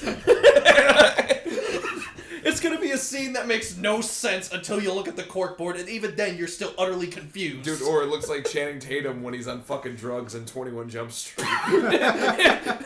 If A plus B equals C, and if the DeLorean needs 88 miles an hour to go to work with a flux capacitor, and boom. But no, it's literally shot for shot, and they even try to time it so that the shots would last the same amount of time as in the original. That is so fucking weird. It's in color, and it just looks bizarre, and it feels bizarre, and it's not worth watching. Just watch it like I feel uncomfortable. Yeah, and I believe Van Sant said he did it as an experiment, because it's something about how you can make the same movie twice in two different times, but you will never replicate the same result. Well, no. So basically, he made a Psycho remake to explain why you can never make a Psycho remake. To answer a question that we all knew the answer to. Yes. Pretty much. You're just an asshole at that point. You're just an asshole. And Brandon's like, I'm pretty hard pressed to disagree with you right now. Can't. Yeah. And this is coming from somebody who loves Good Will Hunting.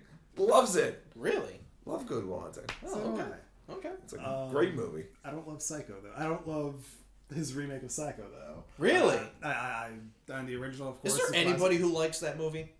The remake? Yeah. No. Okay, then.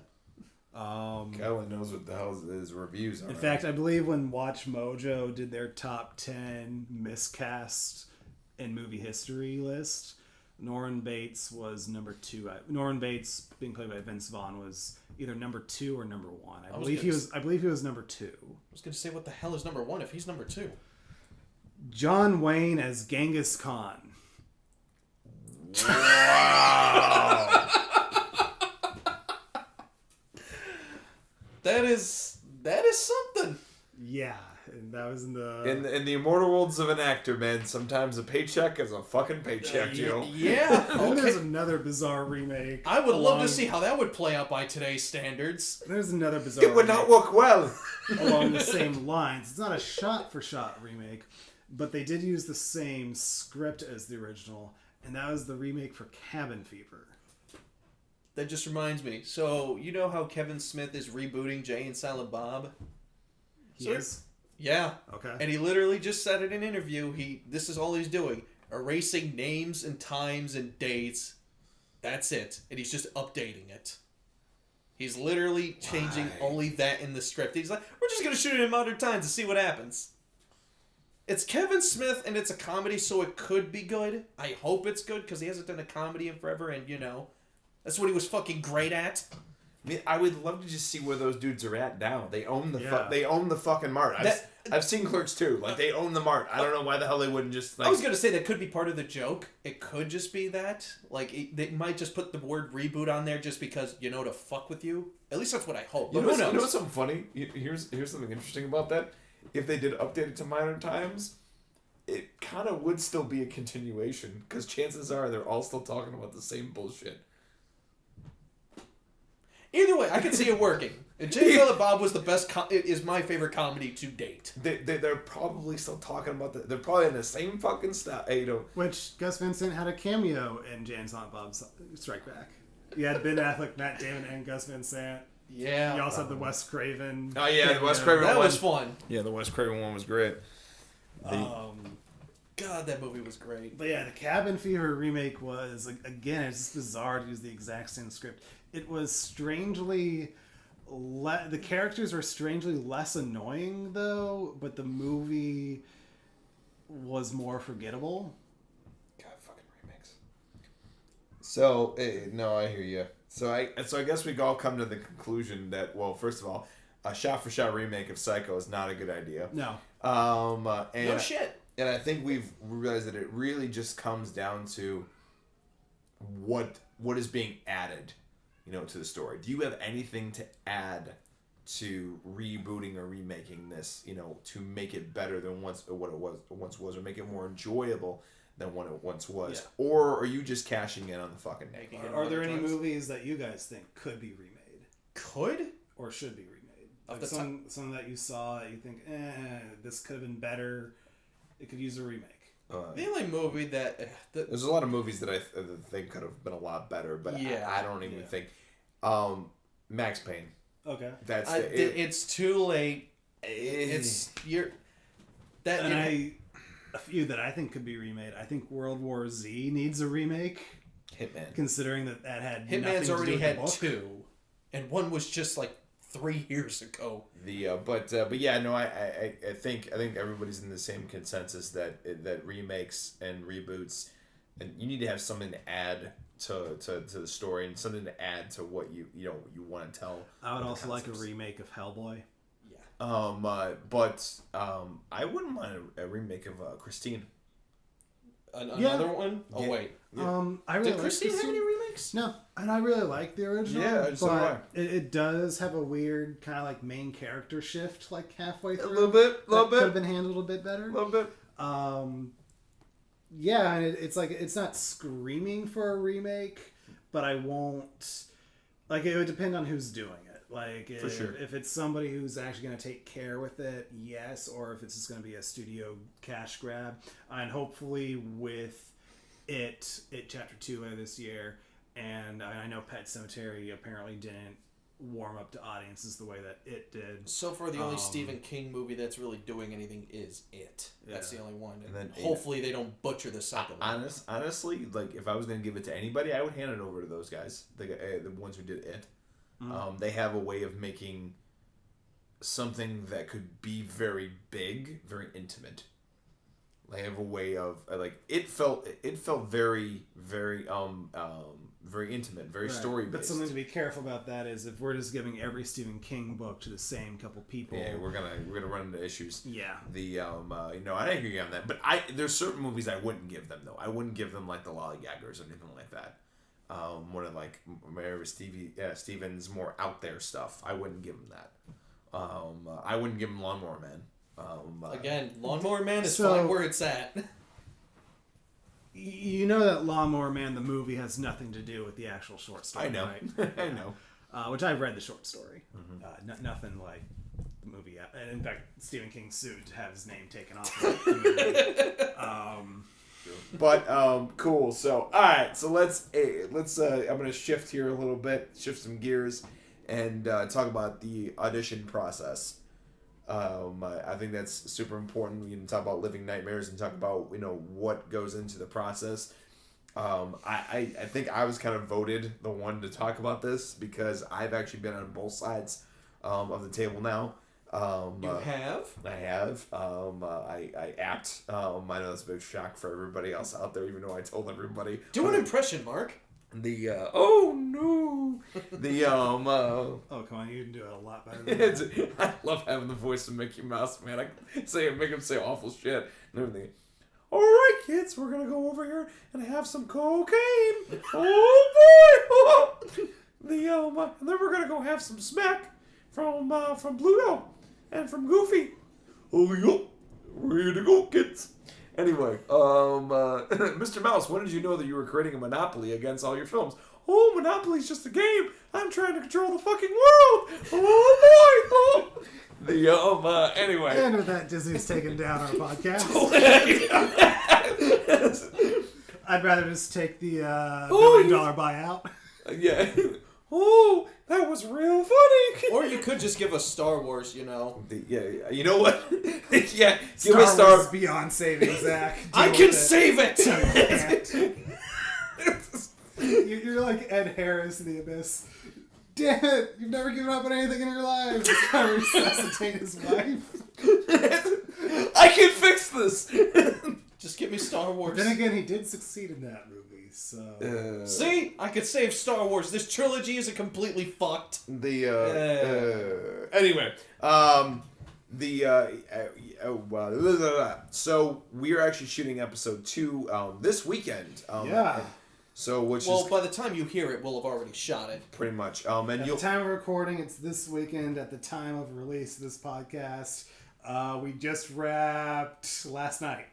And Sure. we're extremely tired and kind of want to kill ourselves. Probably. So that being said, we actually had to go through the auditioning process this time around for this episode, and actually we got quite a turnout. A lot of people. We booked a space to hold the auditions for 3 hours, and we needed to add an extra hour because we got so many hits. Yeah, which it was wow. really, really nice. We definitely appreciate all the support.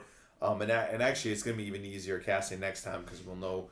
We've already planned out people that we didn't cast into other opportunities as well, which is The pretty advantage of doing an anthology series. Yeah. cool. Exactly. It's definitely an interesting process. Obviously you need to book out another space. Book out a space though. Don't do it in your apartment. It's a lot more professional. I know it's cost money, but we get we rented out space for like $10 an hour. $15 an hour. I mean, Split between the three of us, it was nothing. It was nothing to rent out a space to actually come in. The people there were more than accommodating. Actually, they let us in there half an hour early. Big shout out to the Annoyance Theatre. If you need to rent space, they are more than accommodating. We'll add that to the links as well. For people, Well, that's only for people in the Chicago area. yeah, so. that is for people for the Chicago area, which I'm sure that's the people who are listening. So it's we have that one guy on the other end of the country. the one guy. So it's definitely some big. Thank you, one guy. Yeah, thank you, one guy. Some big tips that I definitely wanted to mention is obviously get in there early. Set up. Make sure the room is decently clean. I brought air freshener just to make sure that the room was inviting. Ask one of your friends or one of your other coworkers, other people, collaborators. Thank you. That's what I was looking for. To hang out in the front area to check people in, hand them their sides. It's a huge help to have somebody hanging out in the middle that isn't in the room, so that way there's no people don't feel odd. I know it's a strange thing to say, but when you're in the moment, you'll understand to have a separation between the people that are in that room and then the people that are outside in the audition area. Obviously, Which huge shout out to Wes for being. Thank you, Wes. Yeah, he was very accommodating to all the actors that showed up, handled the paperwork getting filled out by each actor. Yeah. And that way, it's like while we were talking in between auditions about how we felt, it's good to have somebody there so that the actor coming in for the next audition isn't standing there just like, what do I do here? It just helps them have a peace of mind. Correct. Yeah. It's important to make them feel welcome and everything else. I mean, they're coming in, and coming from an actor's perspective, there's a lot of anxiety with auditioning. It is a very flawed process, but it's the only process we got. Yeah. It's the Because only. you never know what they're looking for. Correct. Like we had. Half the time we don't even know. We don't Yeah. quite know what we know what we don't want. But people may surprise you. Yeah, and there were fantastic actors and actresses that auditioned for us, and it was like those were really good readings, but we know that that's not what we're looking for this piece. And that's the thing you got to take into consideration if you're an actor going into an audition. Sometimes you're just not the person you're looking for. It's not that you're horrible with your talent or anything like that. It's just you're just not the right person for that role. Yeah. So just don't take it personally. If you know you're a good actor, you probably are. At least I would hope. You should have confidence in yourself. That really does help. But yeah, you're not going to get every role. It's just not going to happen. It's impossible. And the funny thing is that being on this side of the table, the other side of the table, the producer's side and the casting side, it's very practical, very pragmatic. It's very much of, oh yeah, okay, so this person, I liked what they said here, I like what they said here. Maybe this is a little bit of a concern, but maybe we can work this out. That person, wouldn't be really good for this one, but maybe good for the next one. That's essentially the conversation that I've had with the two of you about this. It's been very, very, by the numbers. And then we and then I'll get into the steps later, but it is very practical. There's nothing, there's no harbor, there shouldn't be any, feelings towards anybody. Obviously, we've had a few situations that we won't forget. We've had a few people that have said they're going to be there and haven't. So we now, with the 20% of that and everything else, and also how we felt about the person in the room. Were they nice? Did they have a good personality and everything else? Do you think that we can work with them? That's only about 20% of what this actually is. The other 80% is, like I described, it's very, very pragmatic, very to the point, and that's exactly how you should approach it. For all of our filmmakers out there, should approach this situation. It should be very by the numbers of how you feel, going towards it. Go ahead, Zach. One thing I also recommend people doing is read the ad you are applying for. All their actors out there. Yeah, that's something a lot of people don't seem to do, because we had specific, the days we need to... Yeah, we were very specific about the days, and especially about the fact that this is... Our 3 shooting days are actually shooting nights. Hours middle of the nights. night. Yeah, into early morning. Yeah. From roughly about 10 to about 10 p.m. to 5 in the morning. And then on top of it all, we're also shooting on a holiday one of those nights. Mm-hmm. And it's like, people just didn't seem to read that. They'd say they're okay with that, and then last minute, it's out of nowhere, I can't do it. Read the ad. Please read the ad. Yes, Look at the description. It'll save you time, and it'll save us time. We did actually have one actress audition for us who, I guess she didn't realize... she forgot that was the holiday, or she didn't realize she forgot it was the holiday. She forgot it was the and holiday, to be fair, Easter is not the most well-known holiday, so it's kind of to be expected. But she came in, she told us the situation. Yeah, she did change it. She did tell us the situation, but we still held an audition. Yeah, we still let her read because this is an anthology series, and we discovered a whole new talent set that we're gonna be pretty much. We're going for a good story to use our talents. Oh, absolutely. Yeah. Yeah, there's a lot of opportunities that are out there, and that's the other tip too for all the filmmakers out there is take 2 minutes to talk with your other collaborators in the room that are viewing these auditions with you. To go over what you just saw, so you can all get on the same page and everything else. Because I'm sure the 3 of us were all looking at different things. Correct. Mark and Zach, I got the vibe that you guys were looking more at the actual delivery of lines. I was actually looking more at what they were doing With their when body. they weren't, their body language, and what they were doing when they weren't speaking. I watch a lot for that Yeah. because acting is reacting.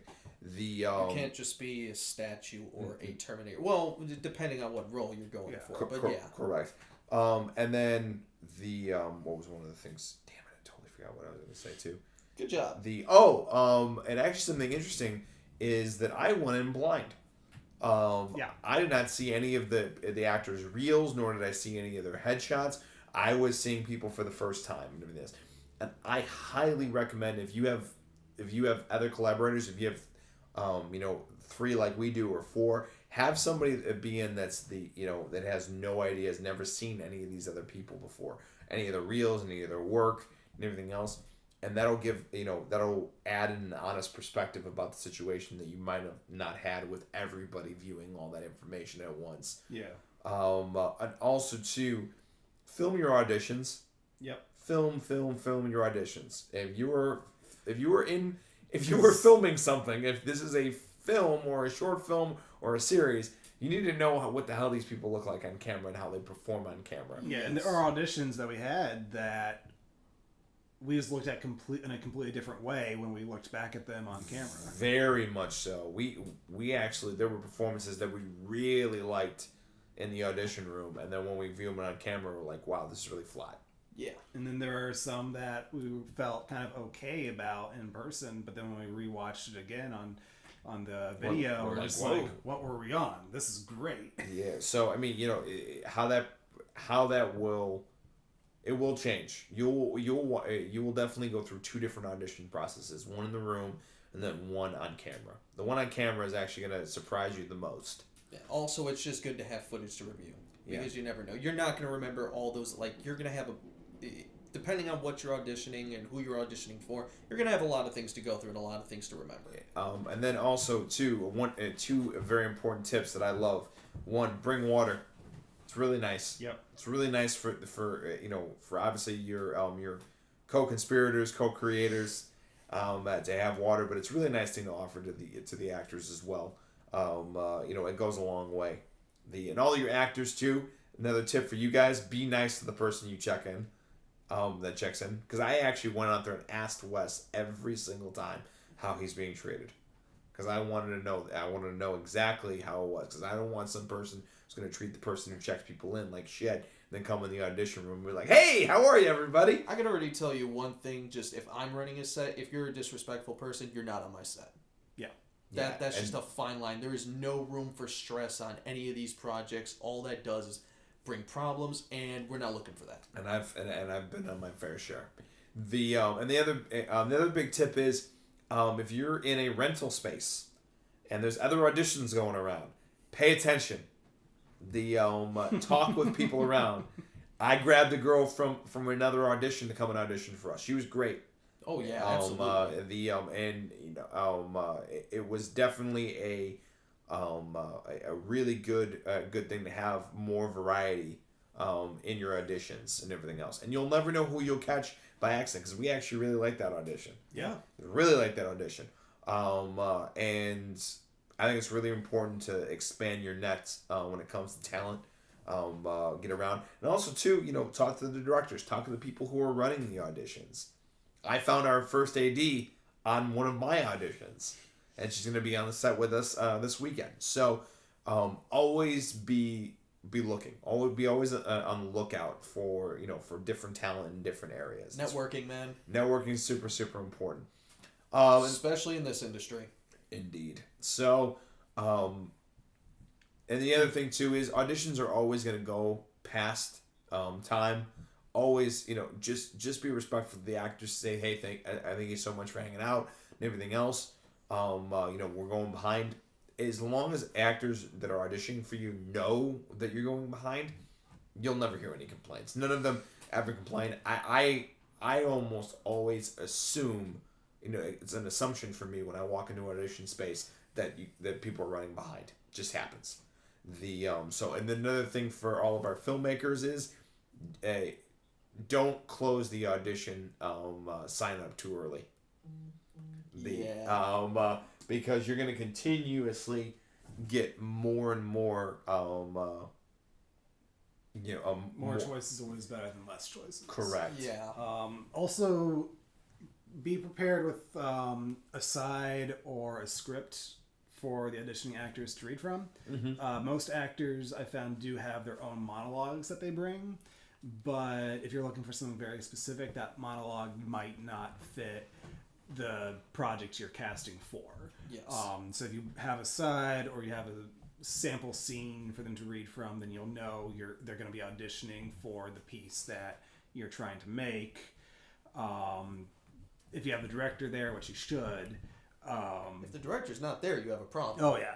I don't know what you're doing. And there are casting directors for like smaller roles, but that's when you get to like bigger projects. No, I think the director should always be part of the casting process. Oh yeah, there's actually a behind the scenes documentary I want to show you later on, but it's of the Kevin Costner movie Open Range, and there is a part where he is talking to the casting director and he is watching the videotaped auditions and looking at the headshots. Even though Costner couldn't be at the auditions himself, he was still very much involved with the casting process. It was actually a very interesting little behind the scenes thing. Indeed. But the director should have some adjustments prepared so you can see the performance a few different ways, and also talk to your actors about filming logistics, especially if you have some unconventional things going on in your set like we do. We're pretty much filming a night scene over 3 nights at a street light, which we're not going to go into the specifics on that right now. I'd rather save that for when we talk about the making of. We already went to the episode. basics of it. I think it was last week. We talked about what we're looking for in a location. But we always try to run our sets as professionally as possible. Yes. We expect a lot from the people we work with, but also we expect a lot from ourselves. And so there are times where in order to get the exact piece we're looking for, we need to do some things that are a little weird. That's just filming, though. Yeah, that's just filming. It's just we got goals to accomplish and we got things to do. Definitely explain it. And actually, I think we explained it pretty well. And even people that we all looked at each other and were like, we're not interested at all. It was we took the time to actually explain it. Just because I think that's how we are. By the way, you look a lot more professional if Correct. you say you have a plan. Absolutely. And especially like us, we have been talking to the Chicago Film Office to make sure we can do things the way we're looking to do it. correct. And it makes things easy on yourself too, because then on the day of, if you keep everything from your cast and your crew, it's going to seem like you're just making it up as you go along. Which is a huge Which you problem. don't want at all. I have been on sets before where the director and the producer were making things up as they went along, and the crew can tell, the cast can tell. So yeah, it's always be prepared. Correct. To just talk about logistics for what you need for filming. Correct. Because if somebody knows that it's going to be a little different going in, they'll feel better about it, as opposed to just being dumped on about it just a day of. Thrown in. And then the one thing too, I will say, this is and it's a little thing. Go and say hi to your actors. Like, actually get up and say, hey, thank you so much for coming in and everything else. Nice to meet you. I'm Mark. I'm Brandon. I'm Zach. They are people too. Make your actors feel as I comfortable as have met possible. directors who do not share that philosophy. I don't care for those directors at all. That's a ridiculous rule. Yeah, you need to make your actors feel as comfortable as possible, because again, this can be a very stressful process for them. There's some people who it's just natural and they just go about it like it's nothing. But there are some people who, especially first timers, they're sweating out of their skin, and you could tell. So just make them feel comfortable. Be welcoming. Okay. They're respectful. You be respectful. It's a two-way street, man. That's something. The one thing too I wanted you to talk about too, because I think this is important, is especially with directors in casting situations and everything else, is if you're not seeing, you like what they're doing, but you want to see them do it a different way, don't be afraid to ask for them to try it a different way. Don't direct them. Pretty much what we call that is an adjustment. So, say you want somebody to act out, let's say, a love scene. One way they might do it romantic, like you tell them, okay, act out this scene the way you think it should be played out. It's a love scene, they act it out their way, and then you're just like, okay, act it out like you're trying to murder this person now. That's kind of an adjustment. Or act out like like you've struck out with every previous romantic relationship you've possibly had in the past. Yeah, you're gonna be acting completely different as opposed to somebody who's confident. You can give them a really simple instruction, or you can give them a much more detailed instruction. So, like I said, act like you're murdering this person now. Okay, act like this person has been cheating on you for the past year now, and this is your time to finally strike back and exact your revenge. Or act like you've just been hired to kill this person. You really have no emotional tie to your victim at all. Actually, Zach, I love your adjustments. I've loved your adjustments since I auditioned for you. Everything else, you have the simplest adjustments ever. They're one sentence or one. You do not get into a whole big thing. You literally play it the way you want, and then the next one is pretend you have a gun to your head while you say this, and then pretend you just one sentence. Like that's all it takes. I've always liked your adjustments when it comes to doing that. You're very simplified. Again, I'm a very simple person. I give very simple rules. The only time I'll really go into much more detail is pretty much on set. I don't imagine myself really doing that during an audition unless it's absolutely necessary. I haven't run into that situation yet, but for the most part, if they could do the simple adjustments at the audition, they could take the extreme direction during the actual shoot. And I have not had a single bad casting in any of my films. God, he's gotten so fucking lucky. It's not luck; it's skill. I just know how to pick people. You know, it's a skill. I can read and also people. We're going into more set stuff, so we can talk about this in more detail in later episodes. Mm-hmm. It was like don't be an absent director. Yeah, I have been on sets before where the director just leaves the actors alone and it's like, oh, I just like them to come up with their own creative input. And it's like what you get is that the performance is just like this rhythmic talking where they're just kind of talking with a style, but you can tell the director didn't give them any directions. They're just trying to make something out of it. You gotta. You need to talk and work with your actors. Yeah, and it's like if you want to be a director, then freaking direct. Exactly. And you know what? And speaking from an actor's perspective and everything else, we need that. Like we need a little something. Like it isn't much. Like it at least from my perspective and everything else. I've actually I've worked with a lot of directors who will go into like work directors like Zach who are very cool. But I also work with directors who are like, but like this, that, and that, and which I like both of them and everything else. And I as an actor have, and don't ever take this personally and everything else. You'll actually know when you're working with an experienced actor when they will cut you off when you're in your explanation mode. And I'll tell you what I mean by that.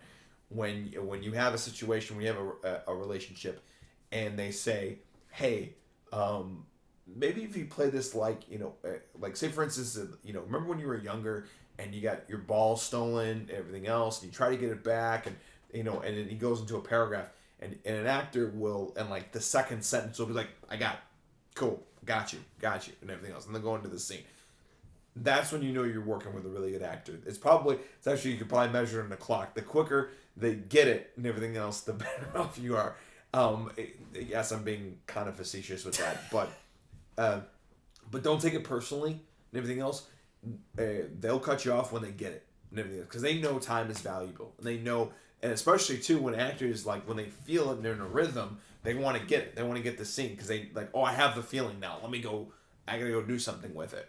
But yeah, don't take it personally when you're working, and this is more on set stuff, but it can be in auditions. Especially if you're an explainer and you need to get that detail out. If an actor in an audition says, okay, cool, got it, no worries, don't take it personally. Like that truly just means that they have it, and they're gonna go performing for you, but they don't want to lose the feeling that they have with that direction, because acting's all about feeling. It's about feeling and reacting. That's it. That's all we got. So when you're giving an actor direction, even in an audition process, and they cut you off, or they not in a rude way, but this, I got it and everything else, don't take it personally. Yeah. The only time I would say you could really get away with not giving your actor too much direction is if they're playing a role that they've played before. Like, this is a sequel, and they're playing the same character, and they have a huge understanding of that character. Like, this is a character they've been playing for a very long time.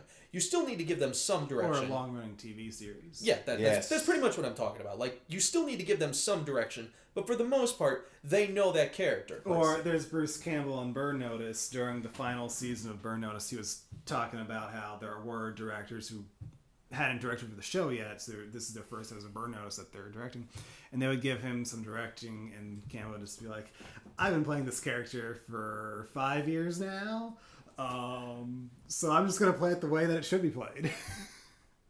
Bruce Campbell is his own thing. Only Sam Raimi can really tell him what the hell he wants to do. Yeah.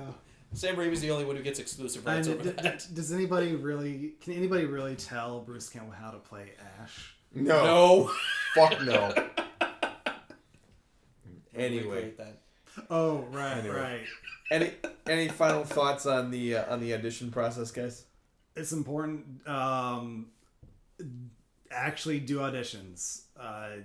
It helps you see how professional an actor is gonna act. It lets you see the actor's performance there. You can actually make adjustments on the fly that you can't really do on a video. If a actor sends a video audition, you're kind of just stuck in you're either stuck with that video or you get trapped in like a back and forth that can last a few days, which that just wastes everybody's time. And yeah, it just lets you see everything, as opposed to I know people in the past who have put up casting notices and actors just send in their headshots and maybe a demo reel, and it was like, okay, you're hired. You haven't even met it's like you don't know what the person's like. Zach, that could be like the Zach biggest has said asshole to in the both world. me and Mark during the entire pre-production process, he wants to see if they'll actually show up.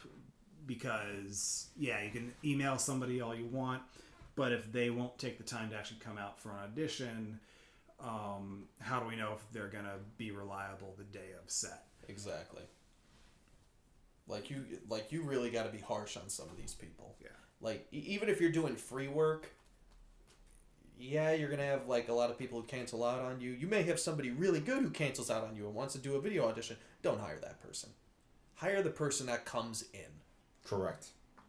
Absolutely correct. Like, that person's taking time out of their day to audition for your project. They want to be in your project. That means a lot. Yeah. Especially if it's for free. Oh, and also, one last tip, and everything else that's stupid, but remember to do it. If you're going to videotape these auditions, ask them if it's cool if you videotape it. They're going to say yes. It's still important. If they say no, you already know the answer.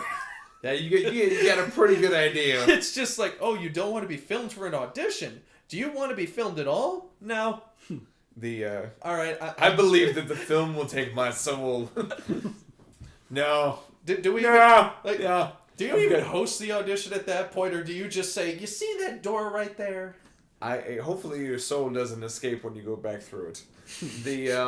So on that note, we can wrap this up. We're gonna bounce out of here. Mark has an appointment.